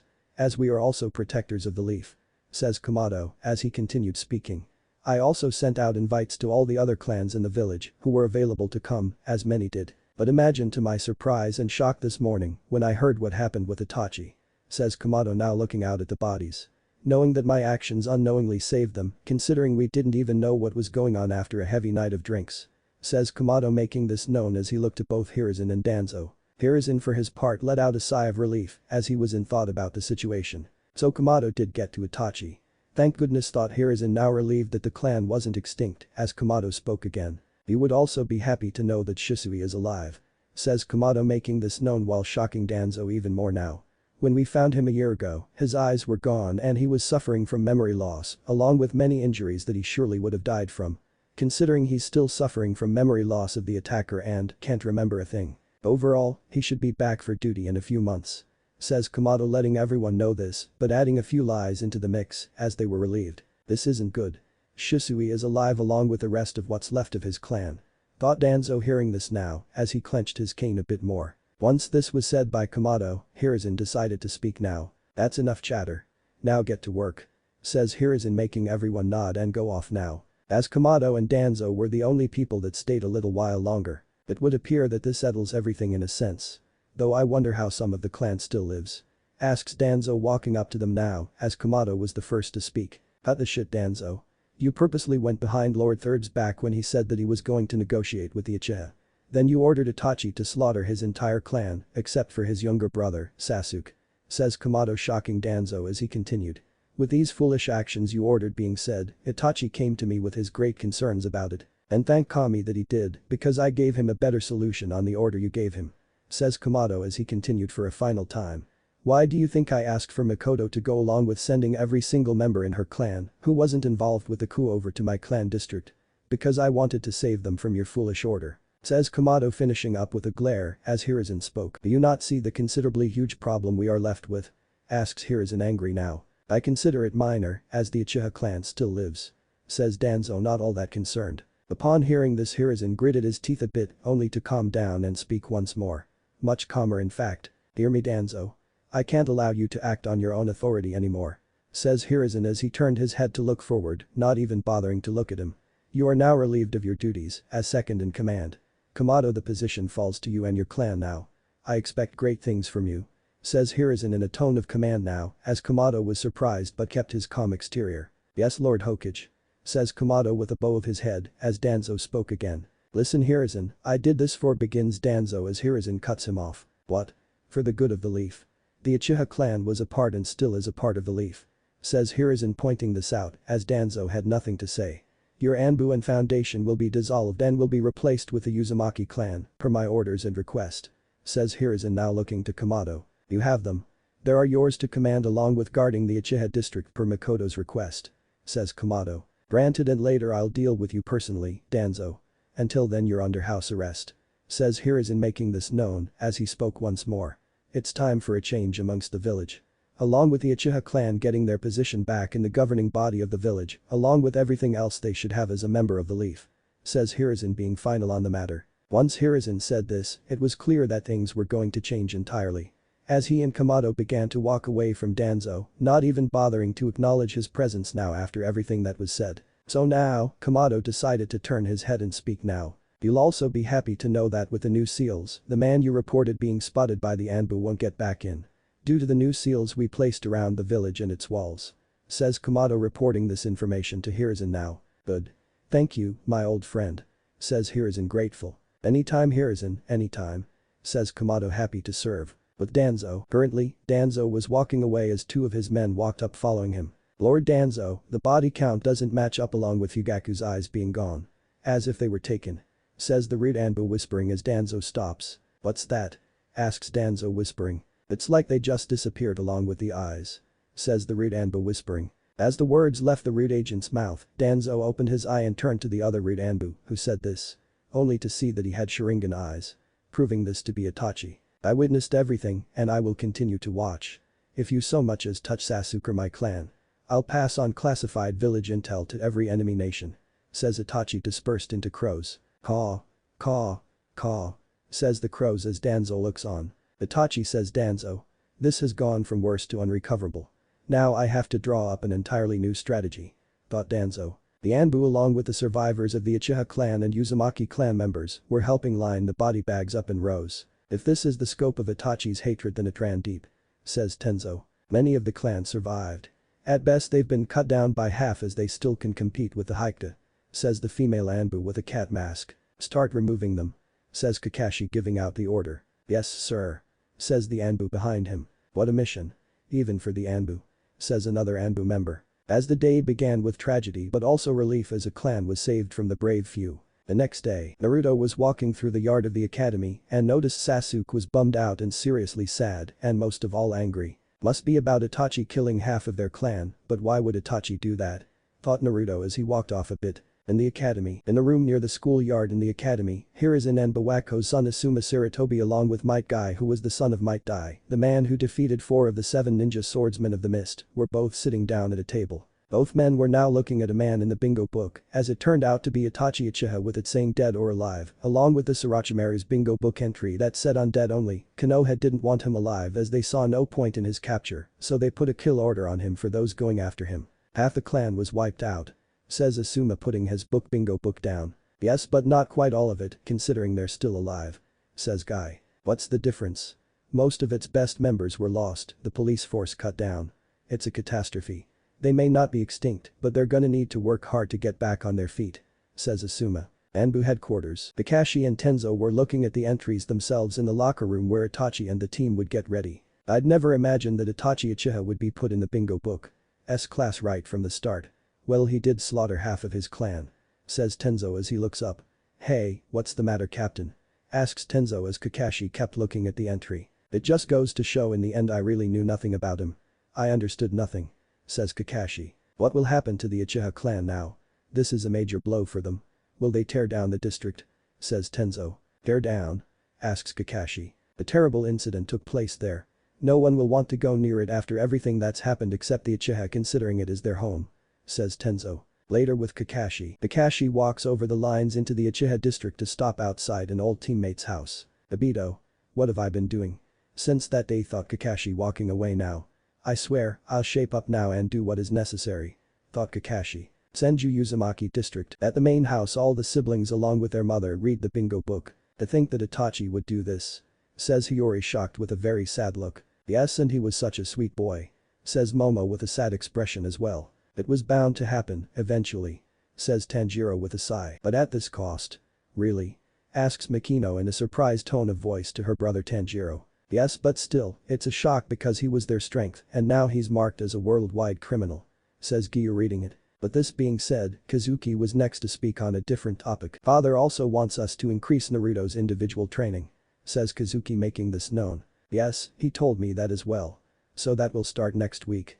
Says Hina with everyone nodding. But Shisui was reading the Bing book as well as he now looked out the window. One day, Itachi, our paths will cross. Just stay safe out there, my friend. Thought Shisui as he continued to look at the stone faces. But Hiruzen was currently sitting with Kamado, Hamura and Kaharu. I'm thinking of undertaking a complete overhaul of Danzo's foundation and also turning my attention to more of my Anbu along with new recruits that will be added into the addition soon. Says Hiruzen, referring to Kamado's clansmen. In addition to that, we're going to need a new Leaf Police Force chief. Says Kaharu. Instead of sticking to one clan, but overall we'll remain with the Uchiha at the head of it along with some other changes down the line in the future. Let's start an open recruitment for the police force. The chief will be decided later. We must think of the Leaf's future and find the right person for the right job. Says Hiruzen. Okage Mansion rooftop. It is now later in the day at high noon as Hiruzen was currently looking at the stone faces while someone walked up now. Only for it to be Kakashi, who got on one knee. You wanted to see me, sir? Asks Kakashi. Tell me this, Kakashi, how many years have you been in the Anbu so far? Asks Hiruzen. I joined during the 4th Hokage's tenure, so about 10 years. Says Kakashi, answering. Originally, Minato's purpose in having you join the Anbu was to help you deal with the darkness inside your heart. He also wanted to keep you close to him. Says Hiruzen. I kind of figured that. Says Kakashi. Then when Minato died, I resumed the position of Hokage and I took Minato's Anbu under my command. However, I do not believe that keeping you by my side is going to be of any help to you. In fact, it will only darken your heart. Please remove your mask. Says Hiruzen, walking over as Kakashi removed it. 10 years, you say? Yes, perhaps I have asked too much of you. Says Hiruzen, throwing the mask away. You are hereby relieved of your Anbu duties and will assume a new position. Says Hiruzen. Yes, sir. Says Kakashi. You'll become a Chunin leader. Says Hiruzen, shocking Kakashi. What? Asks Kakashi, still shocked. As the future of the Hidden Leaf looked proud and good and a legend would soon rise. 5 years later, it has been 5 years since the Uchiha clan massacre of most of their promising members and over time they have recovered from it. The village has been peaceful overall, but currently it was morning time as people were doing their daily duties or were currently at the academy or not. Ha. Says the voice of a 13-year-old Reed, laughing and identified to be Naruto, who is currently running with a bucket of paint and being chased by 2 teachers. Naruto's appearance hasn't changed much but did in some places. He let his hair grow out, making him look a lot like his father for the frontal part, but for the back he kept it in a spiky ponytail like Madara's. It fell down to mid-level of his back. His face did change to look his age, but a bit mature as his Asura's rage mark now was fully awakened as it could be seen more fully. He still wore his Uzumaki spiral Hanafuda earrings with Genjutsu inscribed into it. And for the mark, look at the One Piece story image. As the years, Naruto was quite adequate in his abilities now. For his Kekkei Genkai, he either was good or was adequate enough as it was still a working process. He was now able to use the Asura's Rage mark without problem for physical boosting, and Fuinjutsu was at level 14 of 30 stage, but when he turned 9 years old, Kamado decided it was time to teach him how to use the Adamantine Sealing and Adamantine Attacking Chains, along with Whirlpool Release, as it was inborn Kekkei Genkai in the clan and was used for both defense and attack. His Mokuton was now battle ready along with his Sharingan still at full alert, while also being able to see 8 kilometers away with the Byakugan properties which now had no blind spot but kept under a strong Jinjutsu that only he can break when it's time. As for non-blood-born Kekkei Genkai, he was able to adequately use attacks for them. His sensory ability was fully matured, as was all of the Bukijutsu categories he took up were fully mastered.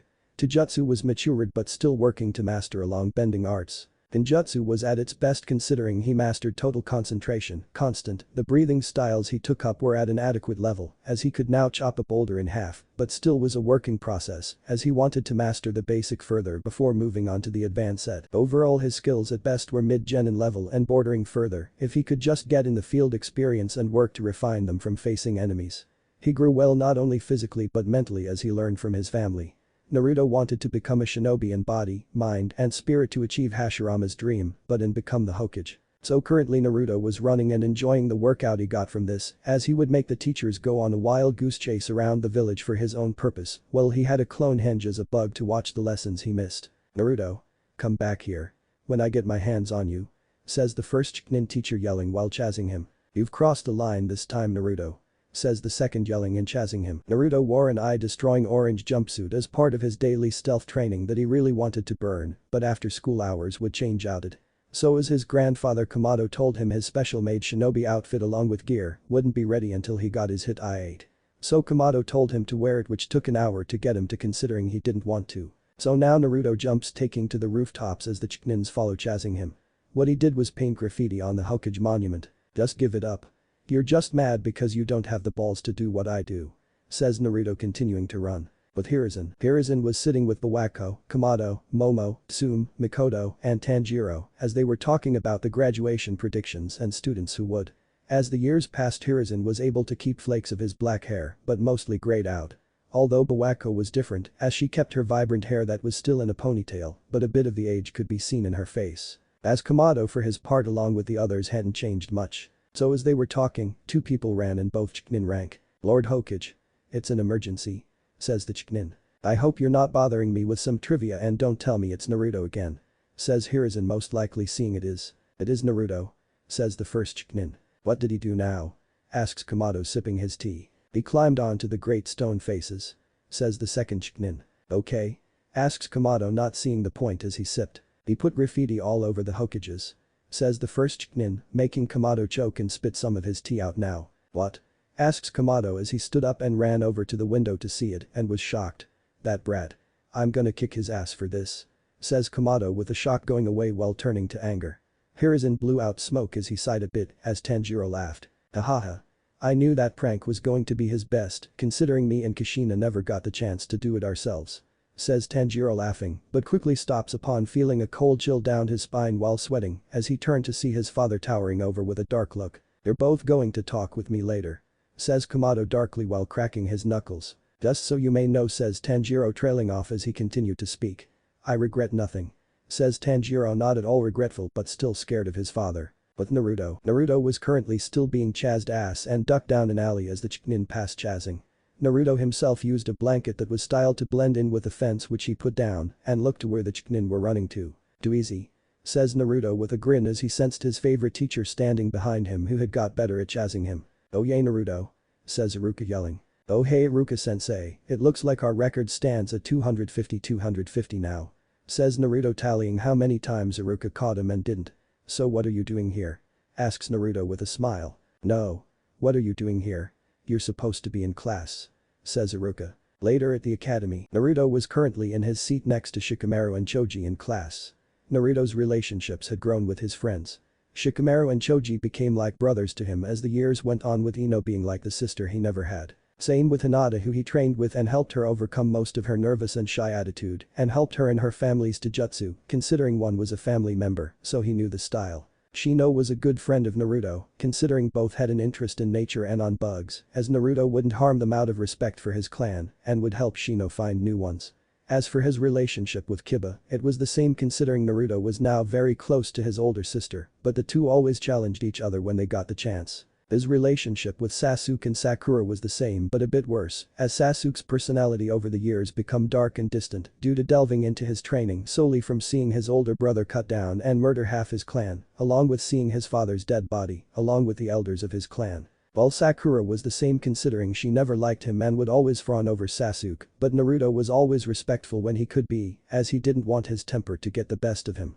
So for his group of friends they trained daily when they were available. So now, Iruka stood next to Ken Uzumaki and Mizuki, both friends of Iruka, with the second being an old friend of Iruka and the second assistant. I'm at the end of my rope, Naruto. You've stood at the top of your class since coming here and the graduation test is tomorrow. You're goofing off instead of studying, so you need to shape up. Says Iruka with Naruto just sighing, but grins a bit as Iruka gets an angry face with a tick mark. Fine. Because you missed it, Naruto, everyone will review the transformation jutsu. Says Iruka, making them all complain. First up, Sakura. Says Iruka. Alright. Transform. Says Sakura, doing the hand signs for the henge and transforming into a perfect replica of Iruka. Transformed into me. Good.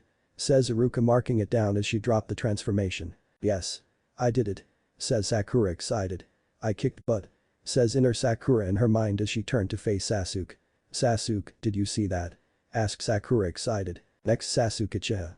Says Iruka as Sasuke walks up with Iruka still marking it down as he heard the transformation and looked up to see a perfect replica of himself. Ah, good. Next, Naruto Uzumaki. Says Iruka as he drops it and walks off with Naruto walking up. This is a total waste of time, Naruto. Says Shikamaru, a bit irritated. We always pay for your screw-ups. Says Ino, shaking her head as he walked up. Like I care, plus the true adventure begins tomorrow.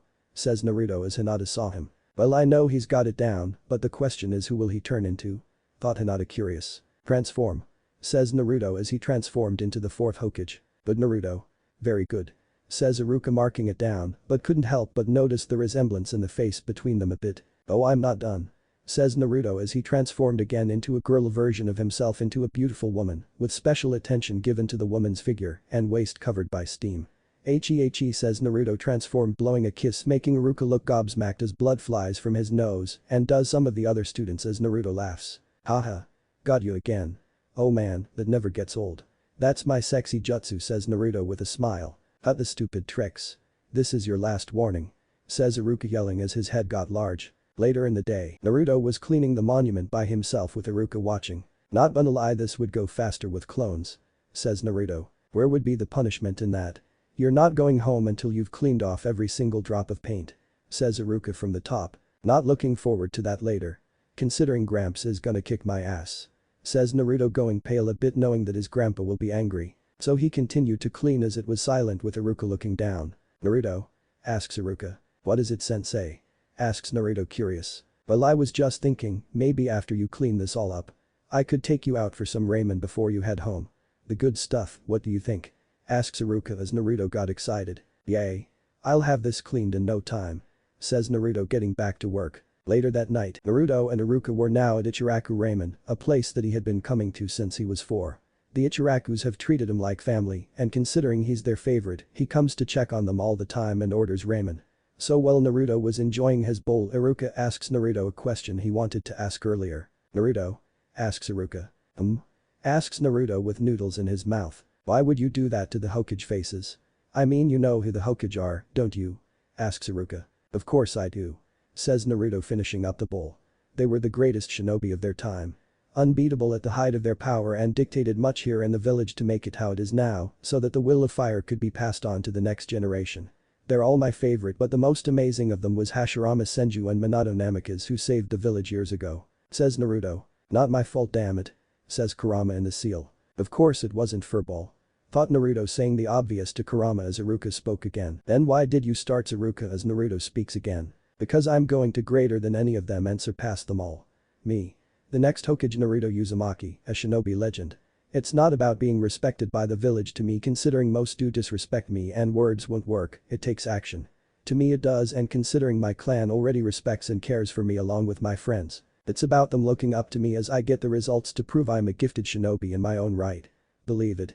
Says Naruto with Iruka looking on, understanding him. By the way, can I ask a favor? Asks Naruto. Do you want another bowl? Asks Iruka. No, but I want to try on the headband, please. Says Naruto as Iruka smiles a bit. Oh, this? No way. You can only wear the leaf headband when you finally graduate from the academy and become a shinobi. You've got to pass the test tomorrow, and for you it will probably be easy enough considering as many times as you goof off, you do work hard to make up for it. Says Iruka. So uncool when you know I'm going to pass. Says Naruto. Hey, is that why you took off your goggles? Asks Iruka with a grin. I want another bowl actually. Says Naruto with Iruka chuckling as they enjoy their meal. Senju Uzumaki District. Naruto opened the door quietly and closed it quietly to not be caught entering. As he walked in he saw Tanjiro on his knees and on a pillow with a few lumps on his head, as Kamado was sitting on his own with a stick in hand and folded arms, as Naruto was heading in the direction of the stairs, but knew he wasn't getting out of this. So Hokage Monument huh? Asks Kamado in a neutral but cold gaze. Yeah, says Naruto sweating as he looked at his uncle Tanjiro. He got me. Nothing I could really do and no point hiding. Says Tanjiro rubbing his head. I gotta say, says Kamado coming in front of Naruto as he patted him on the head. Good job. Says Kamado with a smile making Naruto shocked as well as Tanjiro. It was nothing. Says Naruto as he smiled, but it went away when Kamado hit him over the head. Ow. What was that for? You said good job. You old fart. Says Naruto angry. You got caught. And who are you calling old fart? Asks Kamado angry. Boys. Says the voice of Momo yelling while making them all freeze and start sweating as there was a dark aura around her. What have I said about violence in the house? Asks Momo with them not responding and too scared. Go to bed. Now. Says Momo yelling with an echo in her voice. Yes. Says all of them hugging each other scared while deciding and running away all together. Still got it. Says Momo with a smile as she heads off to bed too. The next day would be a trip for sure. The next morning, at the academy students were now in the room as this would be the final pieces to determine if they can become shinobi of the Hidden Leaf. As Iruka began to speak to his students in the classroom to inform them. We will now start the final exam that has 6 parts in total. Written exam, shuriken jutsu, sparring for taijutsu, ninjutsu, and jinjutsu, along with some extra credit pieces, with one being fukinjutsu and kinjutsu that you can decide to take. As for the last part, when your name is called proceed to the testing room. The final test will be on the clone jutsu. Says Iruka looking at them. So let's begin the written exam. Says Iruka as Ken and Mizuki hand out papers as Mizuki hands Naruto his. Seriously? Am I joke to you? Thought Naruto with a bored look as he could feel the jinjutsu around him and the paper. Upon feeling this, he dispersed it to begin as he saw the questions. Mizuki had been trying to sabotage Naruto's grades and skills in the academy and ultimately failed every time, but still tried all the same. Many were above the level of a graduation test, but he answered them all correctly. So within about 10 minutes he was done. He came down and handed it to Iruka who saw this and was shocked because this was the wrong paper, but alright. Naruto, why didn't you tell me you had an advanced paper along with it being the wrong one? Asks Iruka. Didn't want to bother you, but if you want me to do the right paper I can. Says Naruto with Iruka handing it to him and finishing it in front of him and handing it to him to begin getting back to his seat. Damn the brat. Thought Mizuki gritting his teeth subtlety. When the test was done, Ken took them and would grade them himself immediately while the other tests went on. Later shuriken jutsu. All the students were outside now as Iruka began to speak. Alright, next we'll begin your test on shuriken jutsu. It will see how your accuracy with them is. Says Iruka as he began calling names up. The civilian kids could barely get 5 out of 10, while the exception was Sakura getting 7 out of 10, most of the clan heirs got 8 out of 10. Sasuke got 10 out of 10 with his fan club swooning over him. Next up Naruto Uzumaki. Says Iruka with him walking up, but he noticed with his senses that Hiruzen who he called Gramps or Old Man was watching with his crystal ball and Hana was in the trees watching. Naruto began to feel the weight of the kunai and shuriken and could tell they were heavy as out of the corner of his eye, Mizuki had smug grin. Naruto smiled as all he had to do was throw at the right angle and direction to get his score. Brah. Says Naruto throwing the kunai with speed as they hit dead on 10 out of 10, breaking through the wooden dummy and sticking out the back. He then throws the shuriken in quick succession as they shred the target and some out on the outside hitting the fence. Shocking all who seen except Shikamaru and Choji, who saw Naruto sometimes practice on trees for a better improvement to this. Good job Naruto. 10 out of 10. Says Iruka as Naruto walks back with Sasuke frowning a bit. Sparring test. We will now begin the sparring test. So pairs have already been decided. Says Iruka as he goes through the names. The civilian fights weren't all that great. Sakura and the clan heir fights either ended in a draw because of how long are winning. So the last fight was now coming up. Okay, last fight Sasuke Uchiha and Naruto Uzumaki. Says Iruka as both step into the field. Okay, rules are simple. No Kekkei Genkai, just hand-to-hand combat. You will have a 10-minute fighting round and the match will be won when the other can't get up or forfeit or it ends in a draw by time, understood? Asks Iruka as both nod. Okay, make the seal of confrontation. Says Iruka as they do so. Now begin. Says Iruka, starting it as Naruto goes in. Naruto punches and sends kicks with wild and savage speed, but anyone could tell it was a purpose, considering he was never beaten in Taijutsu. As Naruto goes in for another, Sasuke leans in and prepares to send a punch at Naruto that hit him, sending him back to the ground with his fangirls, along with Ino and Sakura cheering, and Naruto's friends and Iruka looking on, knowing this was just getting started. Face it, you can't beat me, loser. Says Sasuke. As Naruto laid there and heard him, he started laughing. Okay. Says Naruto, jumping to his feet, rushing in with a quick kick that had greater speed, making Sasuke dodge. Naruto sent palm strikes, indicating his form was a mix of the gentle fist practiced by the Hyuga clan, while he also used the tip of his fingers for pressure points as an added mix that could be deadly. Naruto sent another punch with a swift kick towards his opponent as Sasuke dodged. Naruto took that opening to swiftly grab Sasuke, jump a bit and start spinning around his head and shoulders, as Naruto still had Sasuke in his grip while doing this to make him dizzy and disorientated while not being able to respond. He did this 6 times as he spun off of him, making him dizzy. Naruto got on his hands and then sent a swiping kick to the left to hit his jaw, making Sasuke step back more. Sasuke couldn't respond at all from such wild attacks. Naruto jumped back as he then took a running start and then flipped forward to send his body at him, trying to drop kick Sasuke, which forced him to lift his right leg, only for Naruto to use the other to kick his waist, sending him back a bit. Naruto was counting and knew he had about 7 minutes, as Sasuke rushed in with his own kick of the right leg, making Naruto lean back low. As he stood up fully when it was down in Sasuke's face, punching him hard against the right cheek, making him twisting while backing up. Naruto rushed in, grabbing Sasuke's right arm, wrapping his legs around the back and neck, flipping Sasuke to send him to the ground hard as he winced getting back up. Naruto continued his wild flurry of attacks as Sasuke responded to meet them in kind, as Naruto spun to the ground, spinning his legs, trying to take Sasuke's footing from under him as Sasuke got back. Naruto stopped spinning as he got to his hands and launched himself to Sasuke, hitting him with his head a bit as he got to his feet, sending a punch to the shoulder that hit dead on the mark. Sasuke responded to hit back with a kick, with Naruto dodging and then going in for punches and open-handed strikes as Sasuke meets them, but noticed something. His hands are like solid rock even when it's in an open palm. Thought Sasuke as Naruto hit his side dead on and continued to hit as Sasuke backed up for space as Naruto didn't slow down in his stride as his next punch has smacked down. This is like fighting a wild savage animal, his strikes are wild but have strategy behind it. Damn it. Thought Sasuke, frustrated as Naruto sent a kick and Sasuke dodged. Sasuke saw that he would have to strike lower, even lower than his opponent. As he did this, only for Naruto to get to his hand and bend his leg over his back, which was due to extreme flexibility, and sent a kick to Sasuke's head while sending his face to the dirt. The flexibility of his joints, it's superhuman. Thought Sasuke with his nose bleeding and gritted teeth. 5 minutes. Thought Naruto as he backflipped 3 times and took the 4th to jump up to his feet as he landed. Pretty amazing, aren't I? Asks Naruto, praising himself. I've spent years training to be flexible like this. I am free like water, steady and stable like earth, raging like fire, flowing like a leaf in the wind, fast like lightning, but wild like my whirlpool, namesake of the Uzumaki. Says Naruto with a deep chuckle as it turned to full-blown laughter with a grin on his face while he was bending his upper body backwards so as to grab his legs as his head was upright between them as well while looking at Sasuke. For Sasuke's part, on seeing this, he definitely couldn't imagine doing that, neither could the others who were seeing this while being shocked with widened eyes. Let's finish this, shall we? Asks Naruto back up on his feet from releasing himself as he rushed in for more punches and kicks in wild succession in even greater speed than before. How is he getting faster? It's like he's some crazed person who gets stronger in conflict. Thought Sasuke as Naruto got hits on his stomach and chest. Naruto grabbed Sasuke by the shoulders as he still is reeling from the strikes. You need to stop calling me a loser and calm down. Says Naruto, sending his forehead quickly at Sasuke's, hitting it hard. Damn, did he fracture it? Thought Shikamaru, hearing it along with everyone wincing. Sasuke stumbled back and fell on his back, unconscious. What do you know? We had 1 second left in the fight anyway and I ended it. Says Naruto, walking off back to stand next to Shikamaru. Winner Naruto. Mizuki, take him to the infirmary and get them to heal and wake him up to continue. Says Iruka as Mizuki does so. But Hiruzen. Kamado, what have you done to Naruto exactly? Asks Hiruzen, sweating at this. Trained him and trained him properly.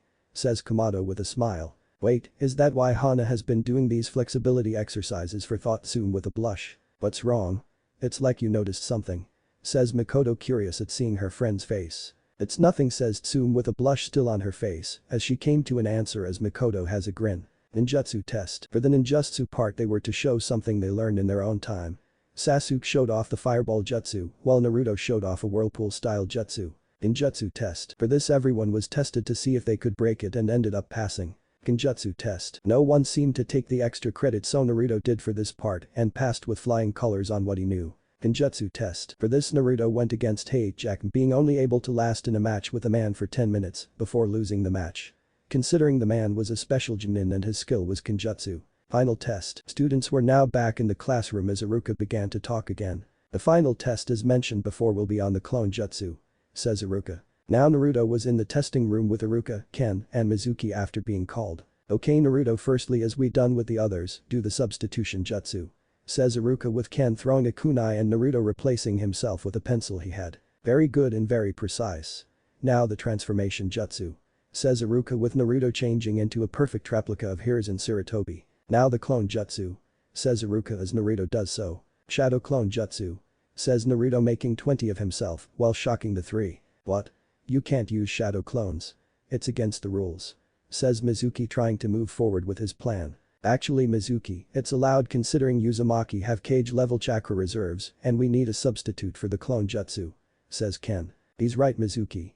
So calm down, says Iruka as Mizuki did so but was angry on the inside as Iruka turned back to Naruto and spoke. Good Naruto, you pass. Now go and get your headband in whatever color you like, says Iruka with a smile. Right, says Naruto happy as he went to get his and chose the cloth as black. Later that day, all the students were now back in the classroom as Naruto sat down waiting for Iruka to speak. Now the rookie of the year for this class is Naruto Uzumaki with the top grades for each year. And the top kunoichi is Sakura Haruno.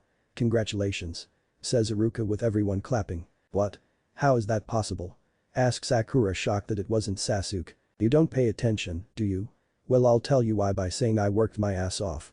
And when I goofed around, I was either training or working to better myself, says Naruto having a neutral tone in his voice. That title should belong to me instead of loser, says Sasuke angry. Calm yourself. Considering I beat you, says Naruto calmly. Enough you three. This is the decision and it has already been submitted publicly, filed and recorded as it cannot be changed, says Iruka knowing people would try to change it. Now in 2 days in the morning I'll see you all for team placement. Enjoy the rest of your day, says Iruka as everyone leaves. Outside, that's my boy. I knew you could do it, says Kumato patting his grandson on the head with a smile. Well done Naruto, says his grandmother Momo. You did well in getting rookie of the year, says Hina. I heard he did well in the Kenjutsu department as well, says Giyu with a small tuck of the lips, not trying to smile with pride. Along with you in jutsu, says Hiyori with a smile. Once again, nicely done Naruto, says Kazuki with a nod. Well Naruto, your shinobi career begins here, so tonight you get your gear for the job, open it tomorrow, says Tanjiro. Along with the strength of 100 seal on your forehead, considering you did well in your training with me in medical ninjutsu, says Tsunade hugging her grandson now as he hugged back. After the hug was complete Jiraiya came and started to speak. Great work Naruto, very well done, says Jiraiya with a smile. Also your gift is on your bed back at the district, says Jiraiya whispering to him as Naruto nodded. Well congratulations Naruto, now come on let's all go out to dinner before Naruto has to meet up with Hana, says Makino teasing her nephew. Yay, okay, says Naruto trying to hide his blush. Much later, Hana right now was at the top of the Hokage monument, as she was waiting for Naruto and thinking about the promise they made. And how close they've been since they were small children. It had really been a long journey for them as they knew their feelings for each other were more than friends. As such, the memories of the past brought a content smile to her face. So while this happened, Naruto appeared in a body flicker, making her look over to see him. Hana, says Naruto smiling as she turns to do the same. Well I passed. One step closer to our promise, says Naruto sitting down next to her. As he said this, Hana nodded at the accomplishment, knowing she and Naruto wouldn't have to wait much longer. But it as a reward says Hana trailing off as she leaned over to kiss him on the lips as he kissed back. The kiss lasted for a few seconds before she leaned back and spoke. That's for completing the first part, says Hana with her smile as Naruto spoke. Well, I have a gift for you as well, says Naruto handing her a small box.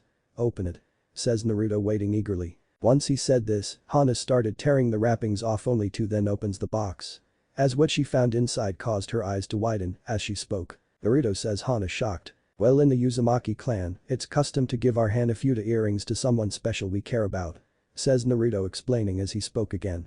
So for me you're that person Hana, says Naruto with a nod. Upon finishing his reasoning for why, Naruto was enveloped by Hana hugging him as he hugged back. "Naruto, thank you. You don't know how much this means to me," says Hana grateful while releasing him. "Well, go on. Put them on," says Naruto wanting to see them on her. Hana puts down the box as Naruto goes behind her in order to hold up her hair. As she takes off her first earrings and starts putting on her new ones as Naruto watches. Once they were on, Hana straights her hair a bit as she spoke. "Well, how do they look?" asks Hana as she finished adjusting herself. He didn't say anything for the moment, just enjoying her beauty. The sunset helped in that area as it really gave his eyes a new sight to behold as the earrings were a nice touch. It wasn't some lust or anything close to it, just intense care for her and happiness as he spoke. "They look beautiful on you," says Naruto smiling very content as she smiled back. "Thank you. I'll make sure to wear them all the time then," says Hana as she went to stand up with Naruto doing the same. "So what are you going to do now, Naruto?" asks Hana. "Well, I have to meet my grandma Tsunade back at home for her to place the strength of 100 seal on my forehead," says Naruto giving his answer. "I see. Then I should get going as well. I have to go get ready for a mission for tomorrow. So I'll see you after," says Hana kissing him on the cheek before body flickering away as he did the same. On the streets of Konoha, Naruto was currently walking the streets of Konoha back to the district as people saw what he had on his forehead. He ignored the people as most would look at him with a glare and he wouldn't entertain their petty anger for something that was not his fault. To him, the people of Konoha were an unavoidable annoyance in his eyes. But right now, Naruto was thinking of the promise he made some time ago. That whoever it was going around as his great-great-grandfather Madara would pay for his father and mother's death. Upon making this promise, Kurama also had informed Naruto that he was not under the Uchiha clan's curse of hatred due to the fact of being an Uzumaki. As their will to overcome personal hatred was stronger in a sense of speaking. So now, Naruto was currently walking and enjoying the sights as someone put a hand on his shoulder as he turned to see who it was and finding it was Mizuki. Naruto was getting irritated knowing this would be some stupid attempt. "Hey Naruto, I was looking all over for you," says Mizuki being friendly, but Naruto could feel the negative emotions coming off this prick in droves. "What for Mizuki-sensei?" asks Naruto acting curious. "Well, I just got out of a meeting with Lord Third and he wanted me to give you a test to see where your skills of stealth are," says Mizuki keeping the act. "What a damn idiot," says Kurama and the seal seeing this man's stupidity but would give him an A+ for effort. "Okay, what is it?" asks Naruto.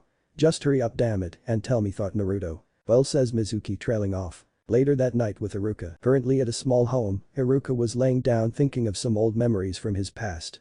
Around the time of Nine Tails' attack when there was so much fear in his heart as he sometimes couldn't sleep and would stay awake through the night. Though this wasn't the case now as he heard a knock at the door. "Iruka-sensei.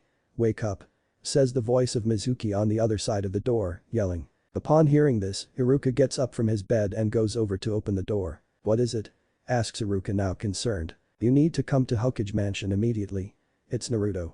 He stole the sacred scroll," says Mizuki shocking Iruka. "You mean the scroll of sealing? Oh no," says Iruka now very concerned upon hearing this. With Naruto currently in a wooded area somewhere in Konoha, Naruto was sitting down looking through the scroll. As he went to unroll it and speak out. "Now, let's see what we're working with," says Naruto as he uses his Sharingan to copy it all down while being shocked to read what he saw. Four symbols seal. This technique requires a great deal of talent to perform. The user applies the seal's formula to an object or a human's body, sealing a large enemy or an evil spirit within them.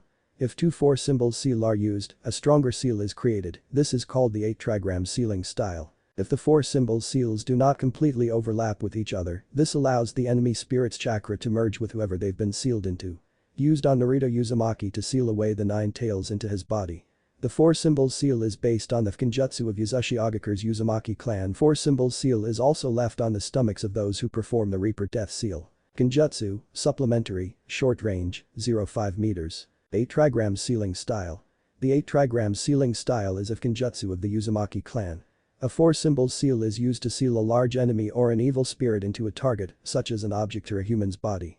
A stronger seal is created if two four-symbol seal are used. This is called the 8-trigram sealing style. If the four-symbol seals do not completely overlap with each other, this allows the enemy spirit's chakra to merge with whoever they've been sealed into.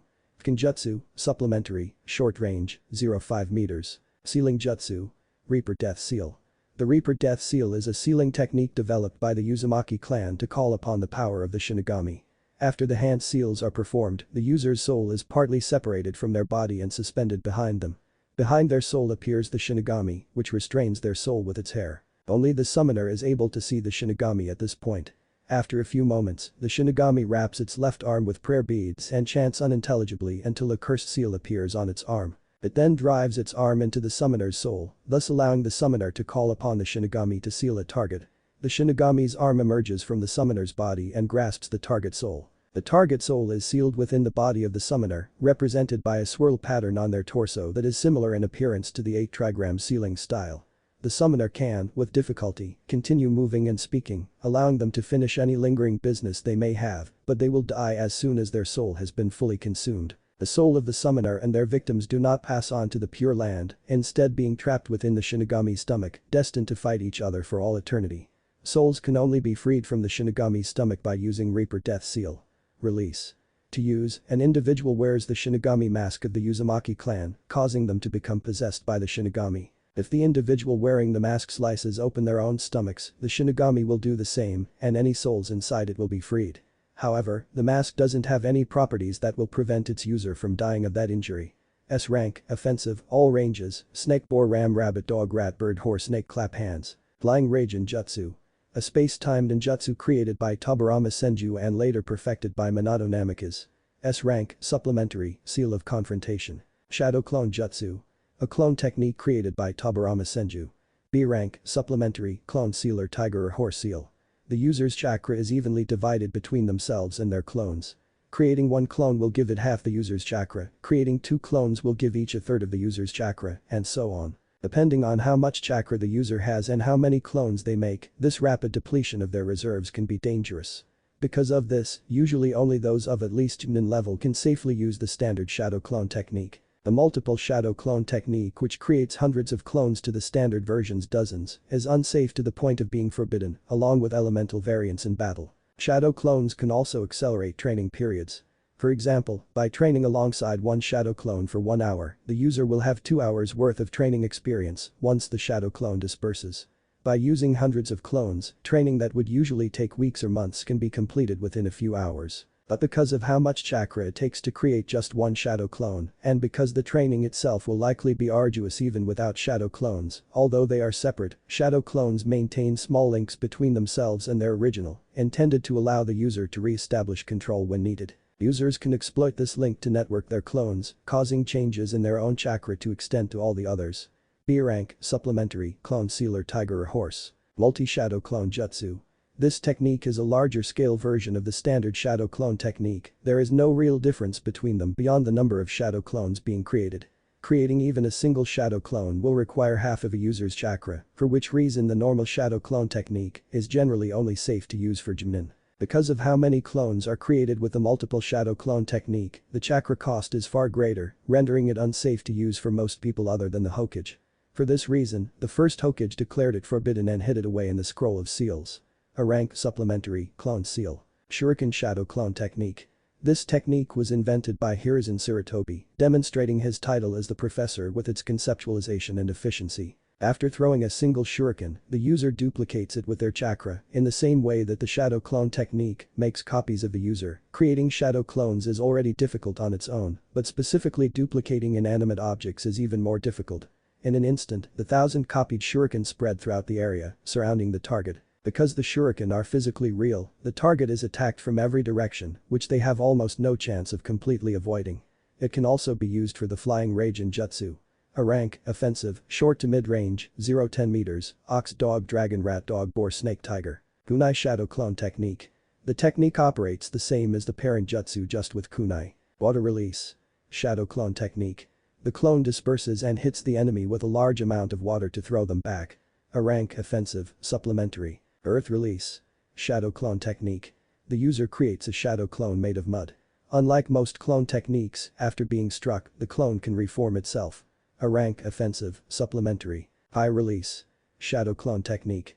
The user can hit an opponent with fire to damage them when it is dispersed. A rank, offensive, supplementary. Wind release.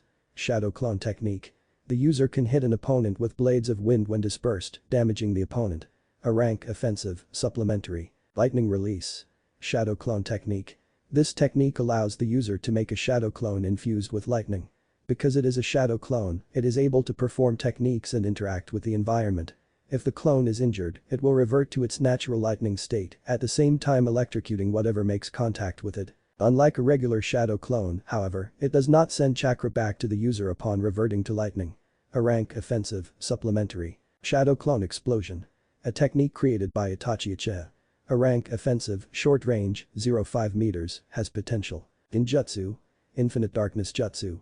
The user places a hallucinatory darkness on a target's eyesight, causing them to see nothing but black, the sensation of being at the bottom of a deep hole. Because the target cannot see, they are very vulnerable to attack. Although this handicap is dangerous even to the likes of the Hokage, it is not insurmountable as the victim is able to sense attacks to try to defend himself and smell his attackers in order to stage a counterattack. A rank, supplementary, short to mid-range, 0.10 meters, hand seals. Tiger. The 8 inner gates.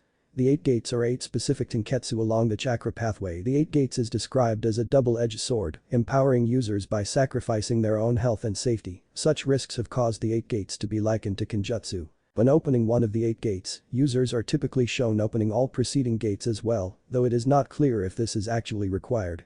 To have all of the 8 gates open at once is known as 8 gates released formation. 8 inner gates formation. This is a heightened state that is achieved by opening all 8 gates. The user opens their body's 8th gate by puncturing themselves just above the heart, causing a bloody steam, resembling a flaming red aura, to start emanating from their pores, hair, and eyebrows. Their body will continue to heat up until it's been cooked from the inside out, reducing the user to ash. Opening all of the 8 gates inevitably leads to death. While all of the 8 gates are open, the user's heart pumps at maximum power, granting them power 100 times greater than they are usually capable of, far beyond that of the 5 cage. Summoning. Rashomon. The user summons a large gate. The gate itself is designed to look frightening, with the gate's doors having a demonic face upon them. This is to intimidate onlookers, potentially warding them off. The gate's doors are tightly shut and solidly built, making it useful as a shield against most forms of physical attack. The stronger the attack, the more damage the attacker will do to themselves when they try and fail to break through the gate. Despite this, it can also be used in a 3-gate variant, and beyond that is a 5-gate variant. B rank, defensive. Hand seal. Snake. Summoning. Triple Rashomon. The summoning. Triple Rashomon is an upgrade to the standard summoning. Rashomon, which as its name suggests summons not 1, but 3 menacing Rashomon. The technique requires 2 summoning seals to be completed, and these gates serve the same function as the single Rashomon, but with triple the defense. The first gate takes the attack head-on, the second reduces the attack's power, and the third disperses the pressure, causing all attacks that come in contact with it to lose their power before they can be effective. The defensive capabilities of this technique are further boosted by the lack of hand seals required to perform this technique. Summoning. 5-layer Rashomon. While one already boasting enormous defensive properties, with this technique the user summons 5 Rashomon gates to block an incoming attack. The defense is quite formidable, and with 5 gates, the user is also able to change the trajectory of an attack as powerful as a tailed beast ball equipped with a Susanoo sword. The defensive qualities of this technique are further boosted by the lack of hand seals required to perform it. A rank, defensive. Summoning. Impure world reincarnation. Binds the soul of a deceased person to a living vessel, restoring them as they were when they were alive, in order to do their summoner's bidding. It was originally created by Tobirama Senju, some time after which he declared it a kenjutsu. Before this technique can be performed, the user must first acquire some of the DNA of the person they intend to reincarnate. Basically amounts to grave robbing, although blood stains or organs salvaged after the target's death also work. The soul of the intended reincarnated must also reside in the Pure Land. Souls trapped in the stomach of the Shinigami, for example, cannot be reincarnated so long as they reside there. A living sacrifice is also required for the reincarnated soul to use as a vessel. Parent Jutsu. Summoning techniques rank, supplementary, tiger snake dog dragon clap hands. Spirit transformation technique. This technique allows the user's spirit to materialize and leave their body, which is then able to take possession of a target, enabling them to freely manipulate the victim's body at will. As a result of being possessed by this jutsu user, the host body decays from this technique had been used to kill a great number of shinobi. During his only known way to counteract the technique is to trap the user within a barrier, such as the 4 violet flames formation, before they can activate it. Tobirama Senju was capable of using a similar technique where he can send his soul into another person's body if they were still alive, but unlike this technique, it is labeled a kenjutsu. S rank, offensive, supplementary, all ranges, tiger ram rat horse boar hare. Poor red yang formation. A powerful barrier formation noted to only be usable by those of cage caliber, whereby 4 shinobi, standing in a square formation, erect a large barrier that is red in color. It was stated to be several times stronger than the four violet flames formation and is highly malleable and elastic. When assaulted by a tailed beast ball from the 10 tails, the barrier simply distorted its shape, forcing the brunt of the attack upwards, while it was left completely intact and reformed to its original users can create openings within the barrier to allow passage. A rank defensive supplementary, long range, 10 meters plus, hand seal. Ram. When Naruto got down he was just shocked and now knew that if this scroll ended up in the wrong hands, it would be catastrophic. To think the bastard Mizuki wants this. He's too dumb to use most of these and isn't even powerful enough or ambitious enough, so who would thought Naruto assessing the situation in front of him? Naruto, some of these you can use and some of these you can't. Under any circumstances, do not use the Reaper Death Seal, Reanimation Jutsu, and Spirit Transformation Technique. There's a reason why your family and Hiruzen want this scroll to be kept locked away. Though I will say this, work on the Flying Rage and Jutsu, it will take an extreme amount of time to figure it out, but it's worth learning. Says Kurama in the seal advising and observing this. How much time are we talking, Kurama? Thought Naruto wondering the time range. If you're lucky, you'll figure it out in a year or two. Maybe less give or take with clones. Says Kurama in the seal, as he continued. If you work hard enough to understand the inner working of the jutsu, you may unlock more than what you've asked for. Says Kurama in the seal making Naruto groan. Well, greatness doesn't happen instantly, that's for sure. Though, it doesn't mean I can't use the Flying Rage and style kunai, considering they're pretty comfortable for combat. Thought Naruto responding to Kurama. But Hiruzen and Kamado were standing before Leaf Shinobi who were ready, but complaining and saying things about the current situation before them. Lord Hokage, this is not just a prank. This is a serious crime, one that impacts village security. Says the first shinobi. That scroll contains secrets, ones that were sealed away by the first Hokage. Secrets known only to our village. Says the second shinobi. If it falls into the wrong hands, they could destroy our entire way of life. Says the third shinobi. As the complaints continued, Hiruzen sighed before speaking out. Alright, bring Naruto here at once. Unharmed. Says Hiruzen being final on the matter. Yes sir. Says all of the shinobi as they run off to find him. Uzumaki clansman, the same goes for you. Find Naruto and bring him here. Says Kamado giving out his own orders. Yes Lord Kamado, says the Uzumaki shinobi as they jump off to leave. So with both Hiruzen and Kamado now alone, Kamado begins to speak first. Do you think it will all go according to plan? Asks Kamado curious on the matter. Yes, it will. Says Hiruzen nodding while very sure of it. With Naruto, an hour has passed since he started sitting down with his legs crossed calmly waiting as he sensed Iruka coming into the area now. Deciding to open his eyes as he heard the man speak. It's all over Naruto. Says Iruka breathing a bit hard. Yeah it is.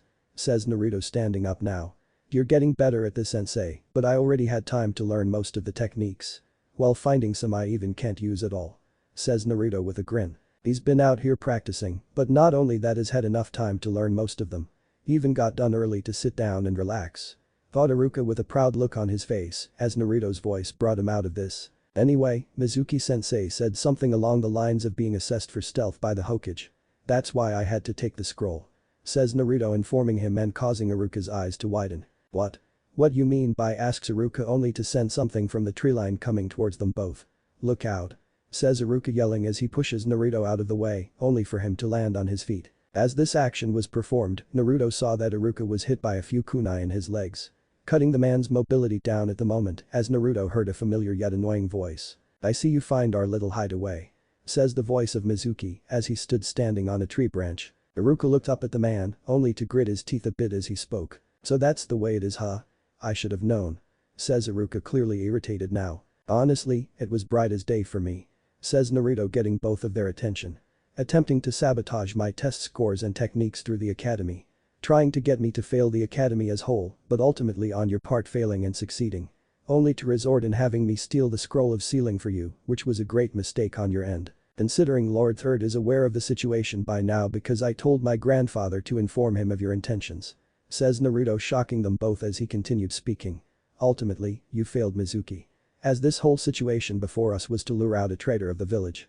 Says Naruto finishing up with a calm expression on his face. Iruka for his part was entirely shocked at what he just heard. The fact that this was planned to lure out a traitor of the village really spoke to how much a fool Mizuki was. Though right now, the man himself had one final card to play that could help in his favor. Really? I wouldn't say that. Considering you failed to see that the whole village has lied to you for 13 years. Says Mizuki as his face developed a sadistic grin. The facial expression along with the words spoke by Mizuki only worried Iruka more. Iruka knew what the man was attempting to do and say, but he also wouldn't allow it.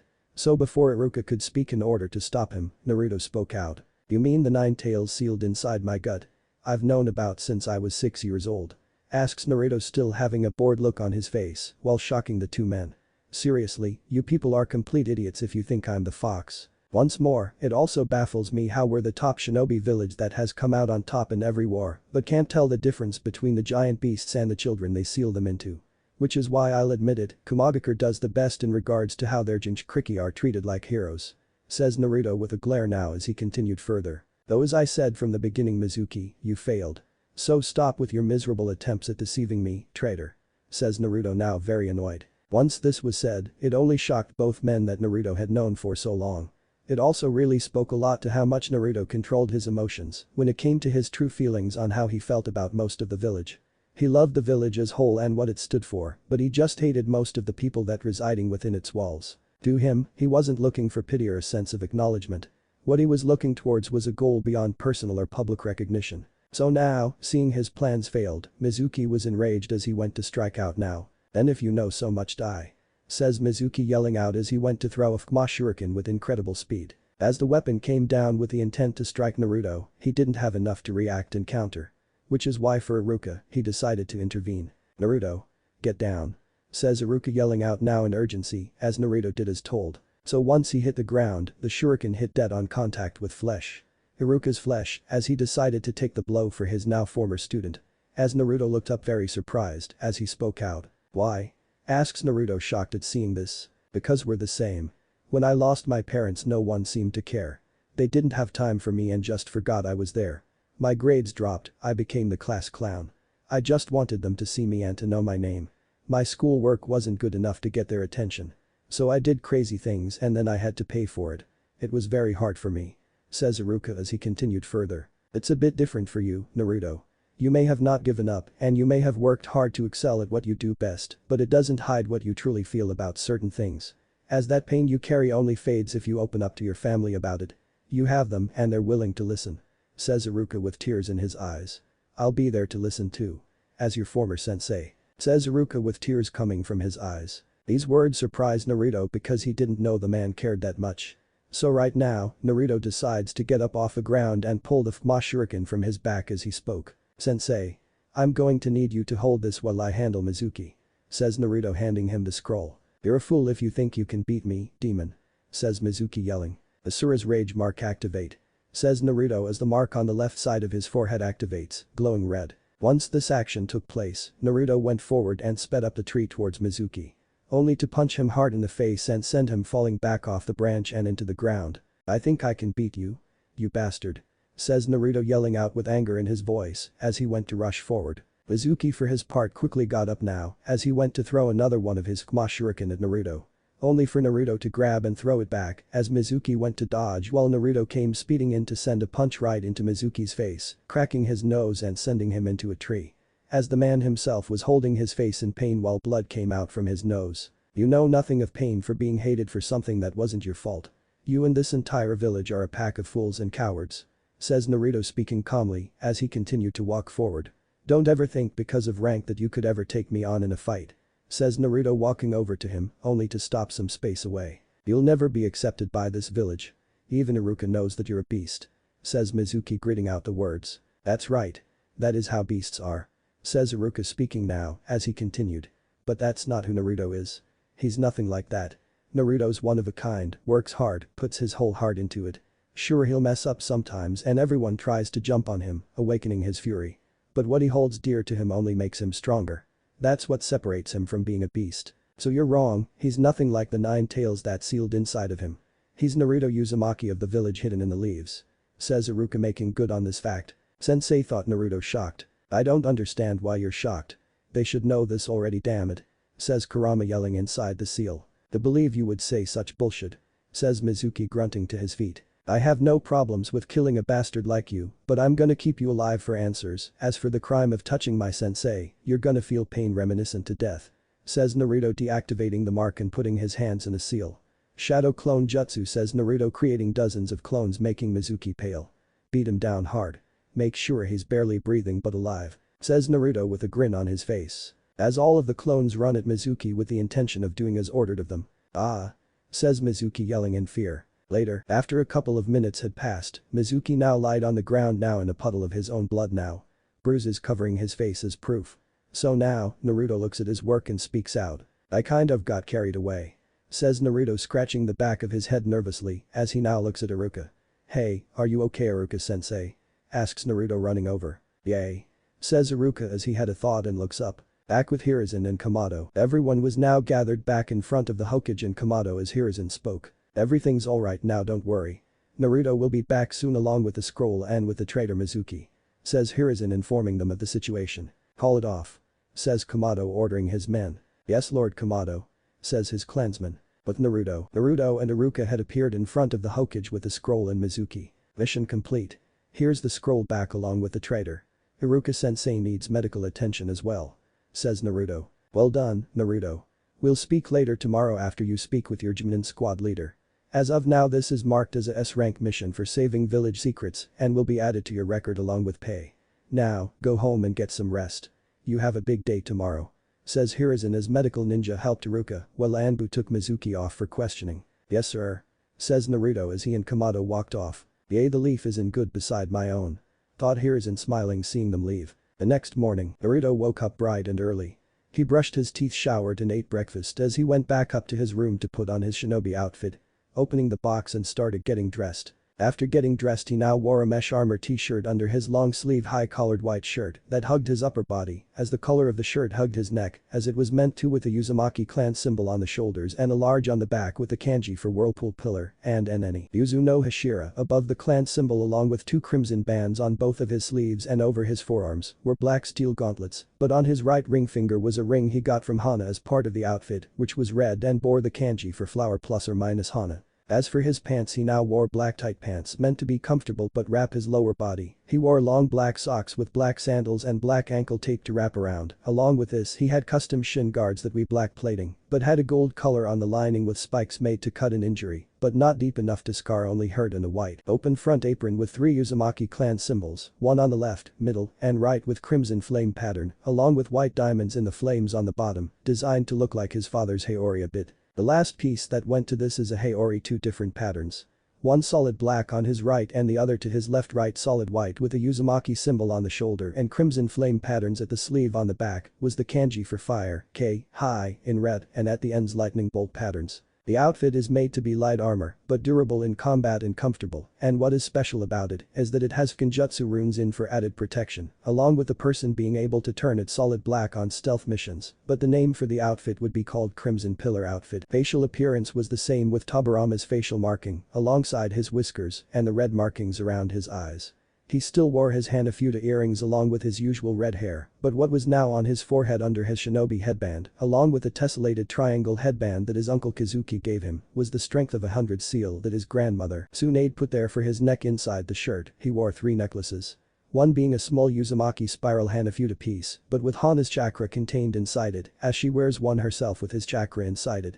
The second he wears is a small red beaded necklace, and the last one is a black necklace with a single Uzumaki spiral symbol on it as the pendant. As for gear, he had a black ninja tool belt to wrap around the waist and strapped to it were a pouch for his tools, along with his tri-pronged kunai and 2 katanas, one his own and the other belongs to his mother. The first one is his and is called Whirlpool's Embrace. The blade is blue with a distinct white heimin and its tsuba has sun-like edges. Its heimin is pitch black colored in Kanemoto style, having the appearance of a saw's sharp teeth.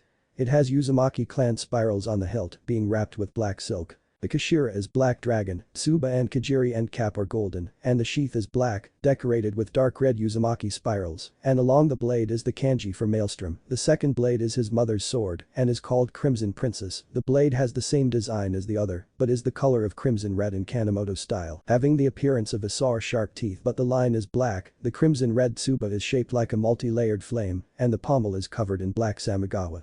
Along the blade is the kanji for red hot habanero. Now on his leg was a black shuriken holster on his right knee, he had 2.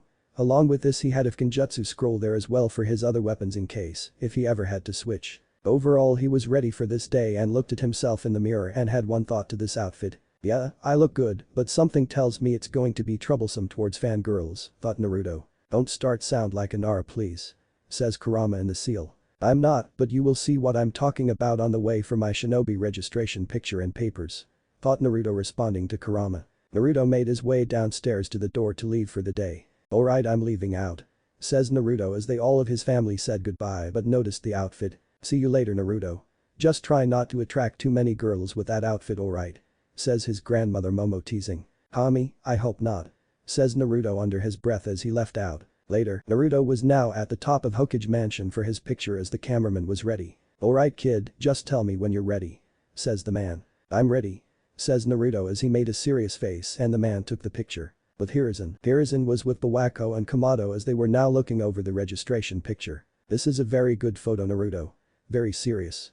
Says Bawako with a smile. Take it again. It's too serious.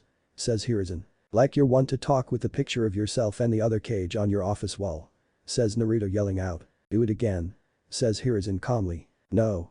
Says Naruto. Naruto says Hiruzen in a tone of warning as Naruto does a hand seal to use the sexy jutsu. Pretty please Lord Hokage says a transformed Naruto in a sultry voice. As this happens, Hiruzen flies back with a nosebleed. While a vein popped out on Bawako's forehead as she looked at her husband, making a mental note to punish him later. Though for Kamado, Naruto's little stunt made him put his hand over his mouth to hold in laughter as Hiruzen got back up into his seat. That's the sexy jutsu you say. Very tricky. Much too tricky, don't do it again. Says Hiruzen as Naruto nodded proudly. I'm marking it down in the scroll as a forbidden jutsu. Says Hiruzen wiping his nose with a tissue with Naruto laughing a bit as someone came in. Today's the day old man. I will says the kid but trips over his scarf as Naruto sweat drops at this while Bawako chuckles a bit. My grandson, Konohamaru. Another headache. Thought Hiruzen with a smirk. Konohamaru has short spiky brown hair, blue eyes, and a small chip in his tooth. He wears a gray helmet with a hole at the top for his hair to stick out of. He has a long blue scarf. Are you okay honorable grandson? Asks a Chunin named Ibisu. Ibisu has dark hair and brown eyes and is never seen without his trademark sunglasses. Usually he is in the standard Konoha shinobi outfit, albeit without the flak jacket. He also wears his forehead protector like a bandana. When deployed on missions, or if the situation calls for it, he will don the flak jacket as part of his outfit. Something tripped me. Says Konohamaru rubbing his face. Alright, who is this shrimp? Thought Naruto as Konohamaru looked over to him. As did Ibisu with Naruto looking at the man with a cold gaze. It's that kid. HMPH, the nine-tailed fox of course. He's the worst kind of troublemaker. Thought Ibisu as Konohamaru walked up to Naruto. Alright. You're the one who tripped me weren't you? Asks Konohamaru accusing him. His name is Naruto, honey. Be nice. Says Bawako with a smile as Naruto grabbed him by the helmet. Alright. First of all you tripped on your own scarf. Says Naruto standing lifting Konohamaru up to him eye level. Hey. Take your hands off of him right now. He is the honorable grandson of the honorable third Hokage. Says Ibisu with Naruto looking at the kid. That stopped him. Just like all the rest. Thought Konohamaru. I wouldn't give a damn if he was your grandmother. Considering she's right there. Says Naruto bonking him on the head as he turned to Ibisu. As for you, I don't follow orders from a closet pervert. Says Naruto making note of this out loud as Ibisu looked embarrassed. Anyway, see you guys later. Says Naruto now leaving the room. With Konohamaru running around with Naruto things are sure to get hard in terms of paperwork, thought Hiruzen seeing Konohamaru leaving and Ibisu spazzing out to find him. The next morning with Naruto was now walking into the academy after eating breakfast with his family, wearing his outfit. Yesterday on his way out he talked to Konohamaru and even trained him to use the sexy jutsu along, finding out why he was trying to defeat his grandfather. Afterwards he gave him advice and eventually the two became rivals with Konohamaru looking up to him as an older brother. So now he walked into the classroom to his seat.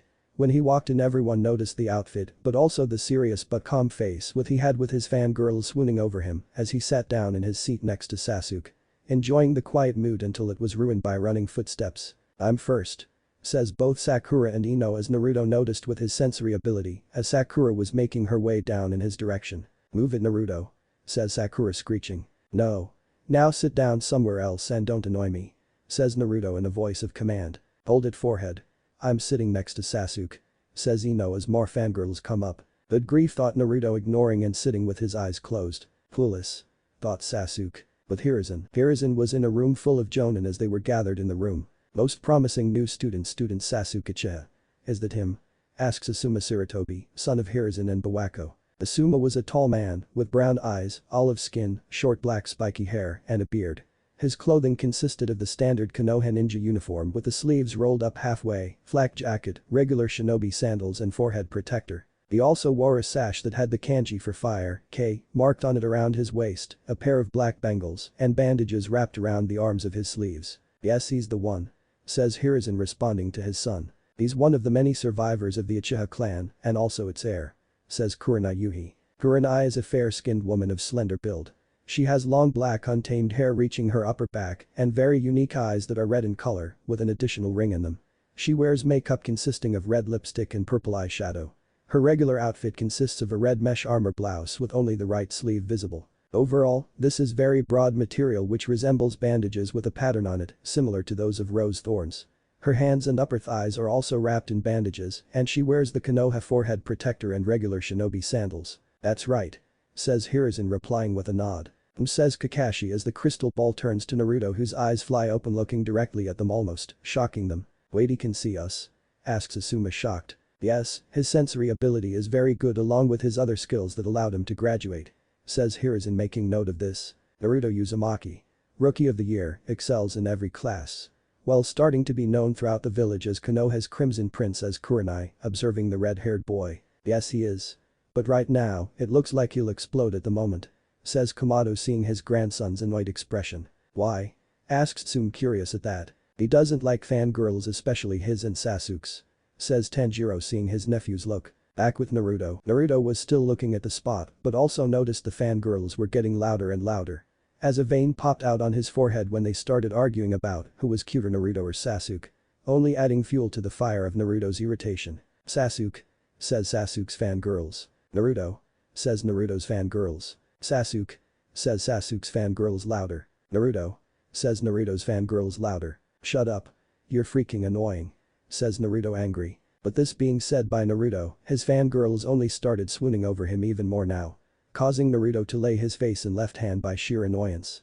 Though that annoyance turned to anger as he heard someone speak in the row below him. "I don't understand why you all like this tomato-haired weirdo," says a boy yelling in the front row, who then caught a very freezing chill up his spine. As he looked back to see Naruto's face of death, well, he cracked his knuckles. "I didn't quite catch that. What the hell did you say about my hair?" says Naruto about to unleash divine punishment. Back with Hiruzen. As usual, Naruto is always at the center of trouble and always prepared to fight someone over making comments on his hair, says Hiruzen shaking his head a bit. "DCH, not our fault, we look good with it," says Tanjiro on the matter with a couple of them chuckling a bit. Back with Naruto. "Okay, I will now announce the three-man squads with your team leader Ajimnin," says Iruka beginning to go into lecture mode as Naruto tunes him out until he hears his name. For the next few minutes, Iruka gave his speech on how proud he was of his now former students. Only to go through the list of teams, now on the more interesting names now. Now Squad 7. Naruto Uzumaki, Sakura Haruno, and Sasuke Uchiha, says Iruka getting their attention for the members of Squad 7. Naruto didn't seem at all bothered at all. Sasuke didn't say anything but just looked at Iruka for a moment. While Sakura hit her head on the table in front of her as Iruka spoke again. Now for Squad 8. Hinata Hyuga, Kiba Inuzuka, Shino Aburam, says Iruka getting their attention for the members of Squad 8 as he spoke on the next few names. As for Squad 10. Ino Yamanaka, Shikamaru Nara, and Choji Akimichi, says Iruka getting there for the members of Squad 10. Once these names were said, Naruto decided to speak out in order to say something. "Iruka-sensei, this doesn't seem to balance out the power in between the teams at all. The proof lies in the fact that the top students in the academy were placed onto one team," says Naruto. "Naruto, you had the best scores of your class, Sasuke had the second best, along with Sakura being third. Now the reason for this was because the Hokage decided it. This was the best course of action when he decided on the team's Chunin," says Iruka informing Naruto of this as he nodded. Upon doing so, Naruto sat back down. Only to hear one of his teammates next to him speak now. "Just make sure you don't get in my way, loser," says Sasuke. "Want to say that again? Because correct me if I'm wrong, but Iruka-sensei just said I had the best scores.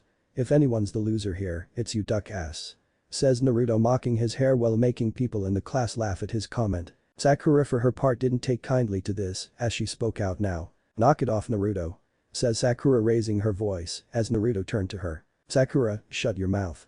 You may be one of the best on paper, but in terms of physical abilities amongst other things you're the weakest here," says Naruto shocking her as he continued. "Considering you only pay attention to your looks instead of training, you literally have nothing to contribute to the conversation," So shut your mouth. Says Naruto sounding very neutral while also harsh as he was truthful in his words. Alright. Settle down. After lunch you'll meet your Chunin teachers, class dismissed. Says Iruka finishing off with a smile. Naruto, Sasuke and Sakura were now all waiting in the classroom. As Naruto was taking care of his sword. Sasuke was sitting with hands folded over his face brooding and Sakura was asking him for dates. Though right now, Naruto from here noticed something. He's late. Says Naruto as he finished cleaning the sword. But then again that's Kakashi. He must be at the memorial stone. Thought Naruto remembering Iruka giving the names of their assigned Chunin after they came back from lunch. So now, Naruto took this time to assess the teammates. Sakura Haruno doesn't have any good individual skills. Sasuke Uchiha, heir to his clan along with being good at shuriken jutsu, hand-to-hand combat and fire style. Thought Naruto. Then there's me. The all-around kind of shinobi who works on more than one skill and can make an army. Thought Naruto as he got up. Now walking over to the chalkboard, Naruto picked up the eraser as Sakura spoke out upon seeing this. Just be patient, he'll be here. And what are you doing? Asked Sakura seeing him place something in the doorway to the class that was an eraser. Just a little something I want to try on him. Plus it's what he gets for being late. Says Naruto with a grin. Our teacher's a Chunin, an elite shinobi. You think he'd fall for that? Asks Sasuke not looking impressed. Sasuke's right. He wouldn't. Says Sakura agreeing with her crush. He will. Says Naruto as someone came up to the door showing it was Kakashi as he saw the eraser. Oh, this little trick, huh? Alright then I'll play along. Thought Kakashi amused by this. As decided to start stepping into the room, letting it hit his head. Only for a Genjutsu mark to open on the eraser and drench him in water with Naruto laughing. As the others kind shocked that the man actually fell for it. Told you I'd get him. Seriously, you thought I was just gonna put up an eraser and not add something to it? Asks Naruto with a smug grin to Sasuke-hn. Yeah, very funny. I'll get you back for this, Naruto. I can promise that much. Thought Kakashi with the eyebrow twitching as Sakura spoke now. Sorry sensei, I told him not to do it but he wouldn't listen. Says Sakura trying to protect herself using excuses but had a thought on the inside that it was a good shot at their sensei. He actually fell for that trick. But then again he added something to it. Is this guy really a Chunin? Thought Sasuke as Kakashi picked up the eraser. Yeah, very funny Naruto. Now how can I put this? Asks Kakashi as he looked towards his team. Well, my first impression of all of you are that you're a bunch of idiots. Says Kakashi sounding very bored. And you're a perv who reads porn in the open. Says Naruto under his breath as Kakashi heard it but continued. Now, meet me on the roof in 1 minute. Says Kakashi disappearing in a body flicker as did Naruto. While the others ran to catch up and meet on the roof. Academy roof. So how you been Kakashi? Or should I say Kakashi sensei? Says Naruto with a smile. Naruto has known Kakashi since he was little and has only heard a few stories from him and finding out he knew his parents because he was on his father's team when Minato was a Jonin. So Kakashi became something of an older brother for Naruto, so now he'd finally get to see him in action instead of hearing stories of what he's done. I've been doing fine. Says Kakashi with a nod as he continued. Gotta say, quick on your feet to get up here. Says Kakashi taking note of this. Yeah, wanted to see how you were doing before we start.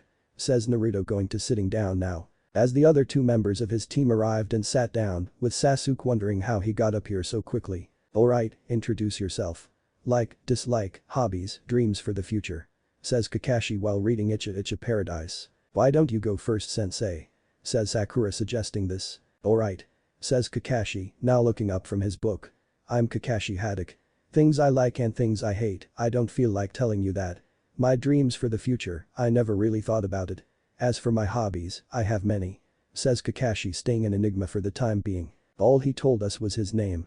Thought all of them with Naruto being amused. But it makes it all the more worth waiting for the test. Thought Naruto as Kakashi began to speak again. Okay, your turn. You on the right, you're first.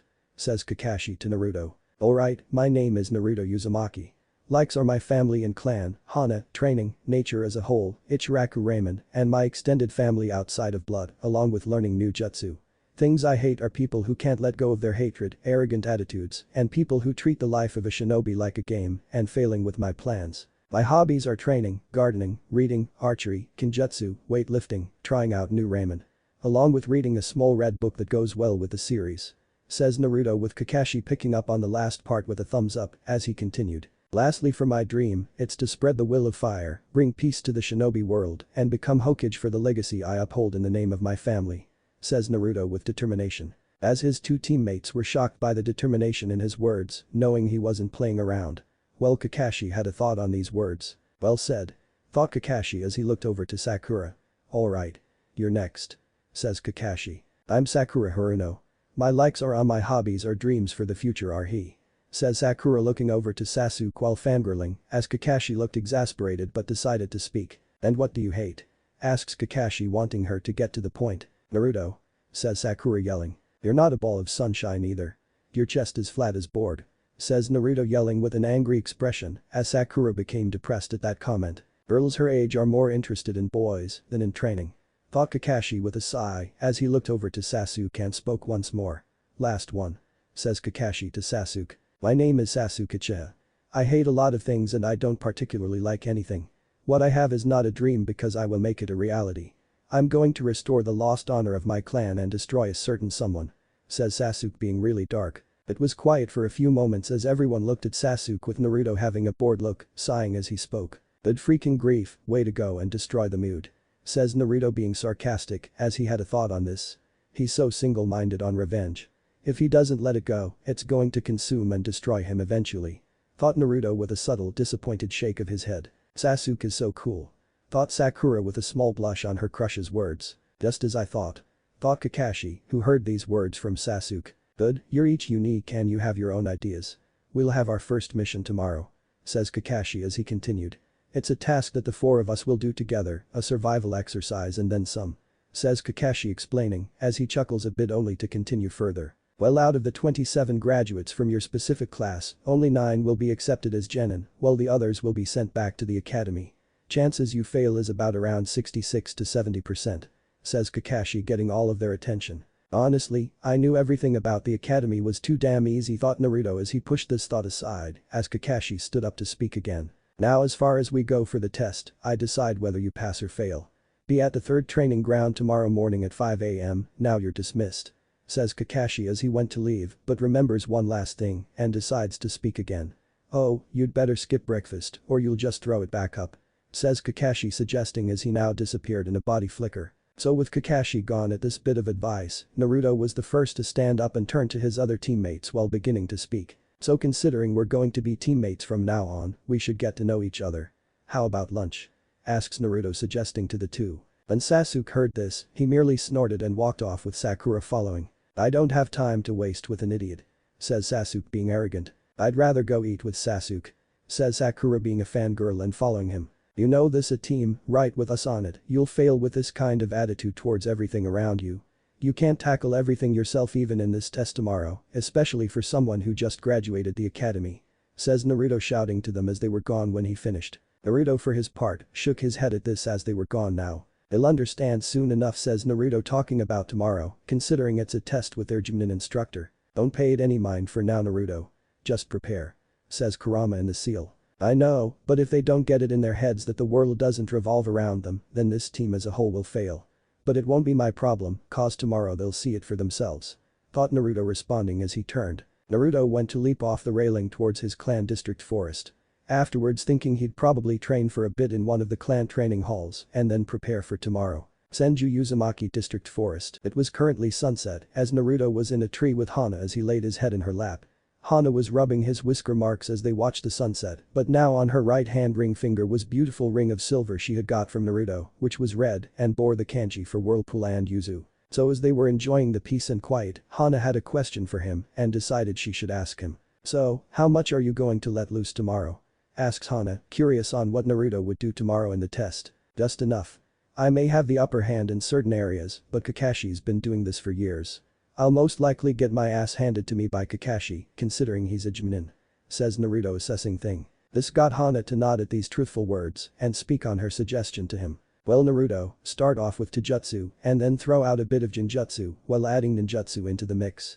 Later into the test, complement it with Shuriken Jutsu. Says Hana as she continued with Naruto paying attention. An upfront battle from the start won't work, so use the fight to assess first and then attack from a distance with traps added in the mix, along with Kinjutsu and Kinjutsu. Says Hana finishing up her suggestion to him. This suggestion got Naruto to think for a moment as he spoke now. I can already see it now. Says Naruto, already devising the plan in his head as he looked up at Hana to speak again. You know I'm glad you're always there to help me, being my right hand and all. Says Naruto putting his hand over hers with a content smile. And I'll continue to be there for you. Always. Says Hana with a reassuring tone while looking at him with a smile. Same goes for me. Says Naruto with a small content smirk. But this being said, the both of them continued to watch the sunset in peace and quiet while enjoying their time together. Later, it was currently nighttime over Konoha. As Naruto was currently in the garden of the main house while sitting on the wooden walkway. Earlier when he came back, he prepared all of his gear for tomorrow and was now enjoying the quietness as Makino walked up. Naruto? Asks Makino while getting her nephew's attention as she continued speaking. Don't you have your exercise tomorrow with your team? You should get some rest for it. Says Makino suggesting this to her nephew. I will auntie, I'm just planning out my strategy more before tomorrow. Says Naruto reassuring her of that. Makino nodded but decided to ask her nephew another question. So what do you think of your teammates? Asks Makino curious about that. Well for one, the breeding idiot with duck hair is so caught up in his need for revenge that he seems like he'll take any route in order to get. As for the second one on my team, she's a fangirl through and through. She needs to get her act together or she'll be killed in a mission, but then again, Kakashi might do the job of straightening her out. Says Naruto giving his assessment. This shocks Makino a bit as she spoke once more. You really think Sasuke is like that? Asks Makino shocked by her nephew's assessment. He saw half of his clan dead in his own home district and his own older brother confessed to killing his father and the clan elders. Along with the fact that he used genjutsu and words to screw with Sasuke's head. Ultimately, making Sasuke crazed and obsessed for vengeance even though half of his clan still lives. Says Naruto as he continued. I just hope Kakashi can get him to let go of this or else people are going to start noticing his attitude than what it already is now. Says Naruto finishing up. I see. Says Makino nodding as she thought about it, only to continue speaking for a final time. Okay, well don't worry so much about it. But make sure to get some sleep. Says Makino with a smile as she walked away. When she left fully, Naruto sat there for a few moments and looked up at the moon with a thought. Assess, strategize, prepare, and then strike. Thought Naruto getting up and walking to his room to get some sleep. The next morning, Naruto woke up at 6:30, got ready for the day, changed into his outfit, ate breakfast and left out the door. It didn't take him too long to find the third training ground, so now we find him at the training ground to see Sasuke and Sakura waiting as they notice him walk up. You're late. Says Sakura irritated. Kakashi-sensei's not here so in actuality, I'm not.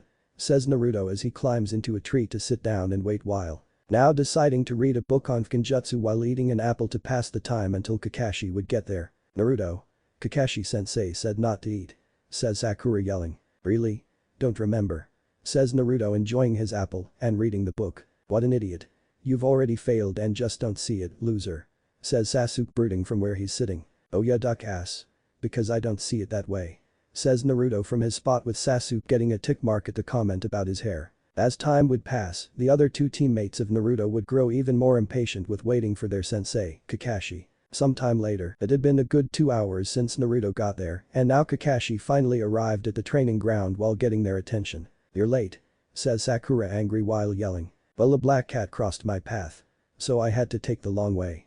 Says Kakashi with Naruto looking on with a blank face, Sakura looking angry at such an excuse, and Sasuke looking on irritated. Yeah Kakashi needs to be a bit better with his excuses thought Naruto with a sweat drop as Kakashi continued to speak now. Well, let's get started. Now here we go.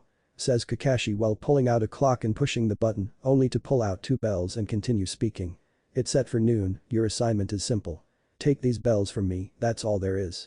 Says Kakashi jingling them as he continued further. If you can't get them by noon you go without lunch. You'll be tied to the post as you watch me eat my lunch. Says Kakashi finishing up as the others' stomachs grumbled a bit. So that's why. He told us not to eat breakfast to make it harder on us as thought Sasuke and Sakura as Naruto's stomach didn't grumble. I thought I told you not to eat Naruto. Says Kakashi being stern while noticing he doesn't look hungry at all and most likely ate. It was a suggestion, not an order. Plus, breakfast is the most important meal of the day. You can't fight without eating something. Says Naruto with his own reason while being truthful. Well done, Naruto. It would seem you can see through deception at a glance. Says Kakashi with an eye smile, making the other two irritated only for Sakura to notice something as she spoke. Wait there are 3 of us, how come there are 2 bells? Says Sakura with Naruto noticing with narrowed eyes. Well the one who doesn't get a bell goes back to the academy, but then again, all 3 of you could flunk out too. Says Kakashi as Naruto was in thought as he continued. Use any of your skills and if you're not prepared to kill me, you won't be able to kill me. Says Kakashi in full seriousness while shocking Sakura even more. Those weapons are too dangerous sensei. Says Sakura worried for her teacher. This got Naruto to come out of his thoughts and speak now on that comment. That real, Sakura. Kakashi-sensei is a Chunin, if he really wanted to beat us now, he could. So I don't think a simple shuriken is going to hurt him. Says Naruto with his hand on his first katana. Well, it seems someone pays attention to there being more to people than just their looks and how they act. Says Kakashi on Naruto's comment of the rank he holds while continuing to speak again. Now when I say start, you can begin. Says Kakashi as Naruto rushes forward with a tri-pronged kunai while shocking the other three present. As soon as Naruto came in, Kakashi decided to disappear in speed and reappear once again behind him while grabbing Naruto's hand and head. As Sasuke and Sakura took a step back at this display of quick action from the Chunin. Don't be in such a hurry. I didn't say start yet. Says Kakashi being serious, only to feel something at his back and find that it was Naruto with his sword drawn. I wasn't. And you didn't say it, but I had to prove a point of your rank to the other two. Says Naruto proving it was a clone that Kakashi had held in his grip but notices a few things about this whole interaction. This kunai, the technique is nowhere near finished considering he didn't use it but it was for a split second. Naruto most likely calculated that I would move in fast speed, so he replaced himself ahead of time when he perceived me disappearing. Quick on his feet to think. Thought Kakashi seeing it as he let go of the clone that dispersed. So fast, I couldn't see it. Thought Sakura seeing this. So this is a Chunin. Thought Sasuke with narrowed eyes now knowing to be on guard as Kakashi spoke. But you did come at me with the full intent on killing me, so I'd say we're off to a good start. At least with me starting to like you all that is. Says Kakashi as he continued speaking. So, you may start. Says Kakashi as they all jump off to a hiding spot. But Naruto was currently at his hiding spot thinking about this test as a whole. It doesn't make sense at all. Sending one back to the academy when Konoha operates in 4-man teams, along with the fact of what Kakashi said to us yesterday. Thought Naruto thinking and then when he got it, his eyes went wide. So that's the game huh? Split us apart making us fight you, even knowing that we can't beat you one-on-one, but working together gives us the better odds as a whole. Thought Naruto getting up and going off to where Kakashi was. But Kakashi. Now it's been 3 minutes since Kakashi started the test and he was assessing his students while reading his book. Shinobi must know how to conceal their movements and hide effectively. Thought Kakashi looking to where his students were hiding but couldn't find Naruto. Well they understand that much, they've hidden well, but it's strange I can't find Naruto, I know he's here, but where thought Kakashi trying to find his third pupil as someone came into the clearing as it turned out to be Naruto. Let's fight to gauge my skills. Says Naruto with body in a good position to slide in his stance. Fool. Thought Sasuke watching. You know compared to the others you're a bit weird Naruto. Says Kakashi. You're one to talk considering I found out the true meaning of this test. Says Naruto being serious as Kakashi eye widens a bit. Oh do tell. Says Kakashi wanting to hear this. Even as a kid I never asked what you do for your squad or I never asked at all, so as to learn on my own, there were 3 pieces I was able to get from all of this. First, being that you said the graduates from our class, only 9 will be accepted as genin. Second, would be that all Konoha squads have participated in squads of 4, a Chunin and 3 genin. Third and finally would be the bell test as there are only 2 bells and 3 genin. This in itself contradicts the statement of the number of people being accepted as genin, along with this to throw us off and turn us against each other for the bells before noon. Says Naruto giving his assessment of everything he's seen. So what was the answer you came to? Asks Kakashi. It was teamwork. Considering Konoha has always valued it. Taking the skills of individuals and forming squads to be almost unbeatable and work it all out. Says Naruto. Well I'd have to say you're correct. Says Kakashi with an eye smile. It would seem I have finally found a student who can look through deception further than others and also think for himself as well. Though this is Naruto. Always finding the answer. Thought Kakashi as he spoke. So what will you do now that you've deduced the test? Asks Kakashi. For the time being fight you and then try to help my teammates which will be harder than expected. Says Naruto getting into his stance. Shinobi Battle Skill 1. Taijutsu. Says Kakashi continuing to read his book, Make Out Paradise. I'm ready, so come at me. Says Kakashi reading. Mental warfare at its best. Using this kind of strategy to piss off your opponent while making them lose stride in their own steps of strategy and make them move into rash action. Thought Naruto before going into attack. Naruto starts off by going in for wild and fast striking attacks to the face of his Chunin instructor. As Kakashi on the other hand blocked them all with his free hand but could notice the power and speed in the strikes being sent his way. Naruto then followed up with 3 more punches as the last 2 strikes hit their mark. Naruto then follows up by performing a handstand kick, making Kakashi duck back as Naruto did the same by flipping backwards a few times to stand up and then go in for more. But as Naruto stood up, he noticed Kakashi was gone from his sight. Don't let your enemy get behind you all the time. says Kakashi as he was behind Naruto with his book closed and hands in a seal. As the others noticed something about the hand seal. He's gonna be destroyed. Thought Sasuke seeing it. Naruto, get out of there quick. Says Sakura from her spot but also revealing her position. Too late. Says Kakashi sending his fingers to Naruto's butt. Leaf Village secret finger jutsu. 1000 years of death, says Kakashi sending him in the air only for it to disperse into smoke. The clone. So he figured it out, let's see what he does next. Thought Kakashi as something rushed out of the bush. Bending art. Fire style, says Naruto coming from the bush and sending a few jabs and punches at Kakashi's general direction. By doing this, fire is generated from the jabs and punches that are sent to Kakashi. This action bends the element in Naruto's will, which shocks Kakashi and the other two watching from their hiding spots. Kakashi had to put his book away and dodge them so he wouldn't get hit. As he dodged with the others having a thought to this. How the hell does he know this? Thought Sasuke seeing it with gritted teeth. Is he bending fire to his will? Thought Sakura shocked with wide eyes. It would seem he's learned this fighting style that Kamado told me about that only he, his family and now Naruto bothered to learn at all. Considering it doesn't take much chakra at all.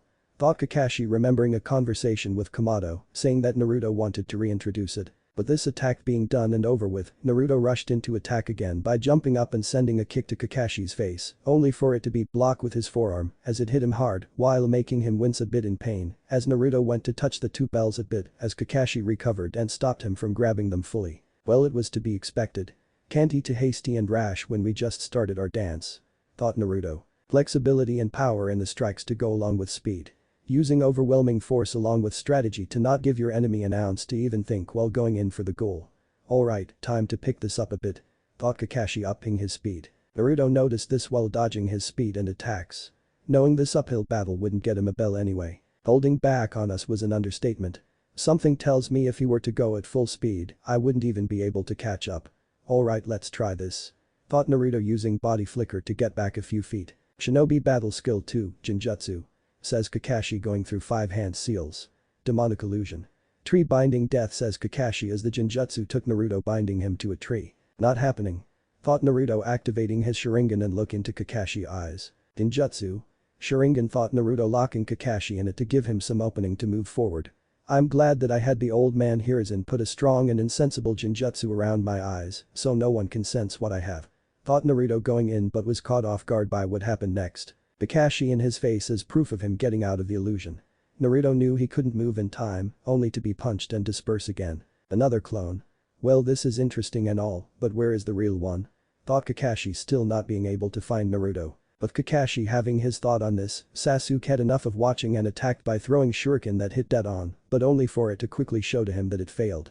Kakashi had dispersed in smoke as it showed a log that got hit instead, proving Kakashi used the substitution jutsu. But Sasuke, after seeing everything that transpired, he went to attack and ultimately fail. Sasuke couldn't help but feel that he made a stupid move in how he proceeded. So now, he's running to not be found by Kakashi. Damn, substitution jutsu. He did it to me on purpose to find my position, gotta move fast. Lowering his guard purposely for me to fall for it and ultimate find me. Serves me right for such a stupid move like that, thought Sasuke running to change his position. So that's where he is. I'll test these two next. Thought Kakashi with a chuckle. But Sakura was currently running to find Sasuke so they could get the bells, but more so worried for him. As she stopped and saw Kakashi reading his book. But he didn't see me. Thought Sakura relieved as she heard voice. The SST. Sakura behind you. Says a voice behind her as she looks only to become scared that it was Kakashi. AHHHH. Says Sakura screaming. But Naruto heard the screams from his position sitting down and shook his head. Can't say I'm surprised. Says Kurama in the seal with a blank look on his face. Knew that would happen.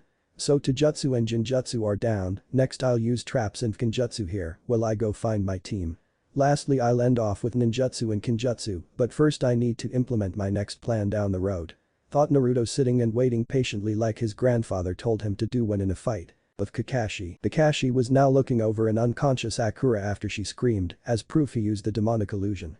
Death Mirage Jutsu.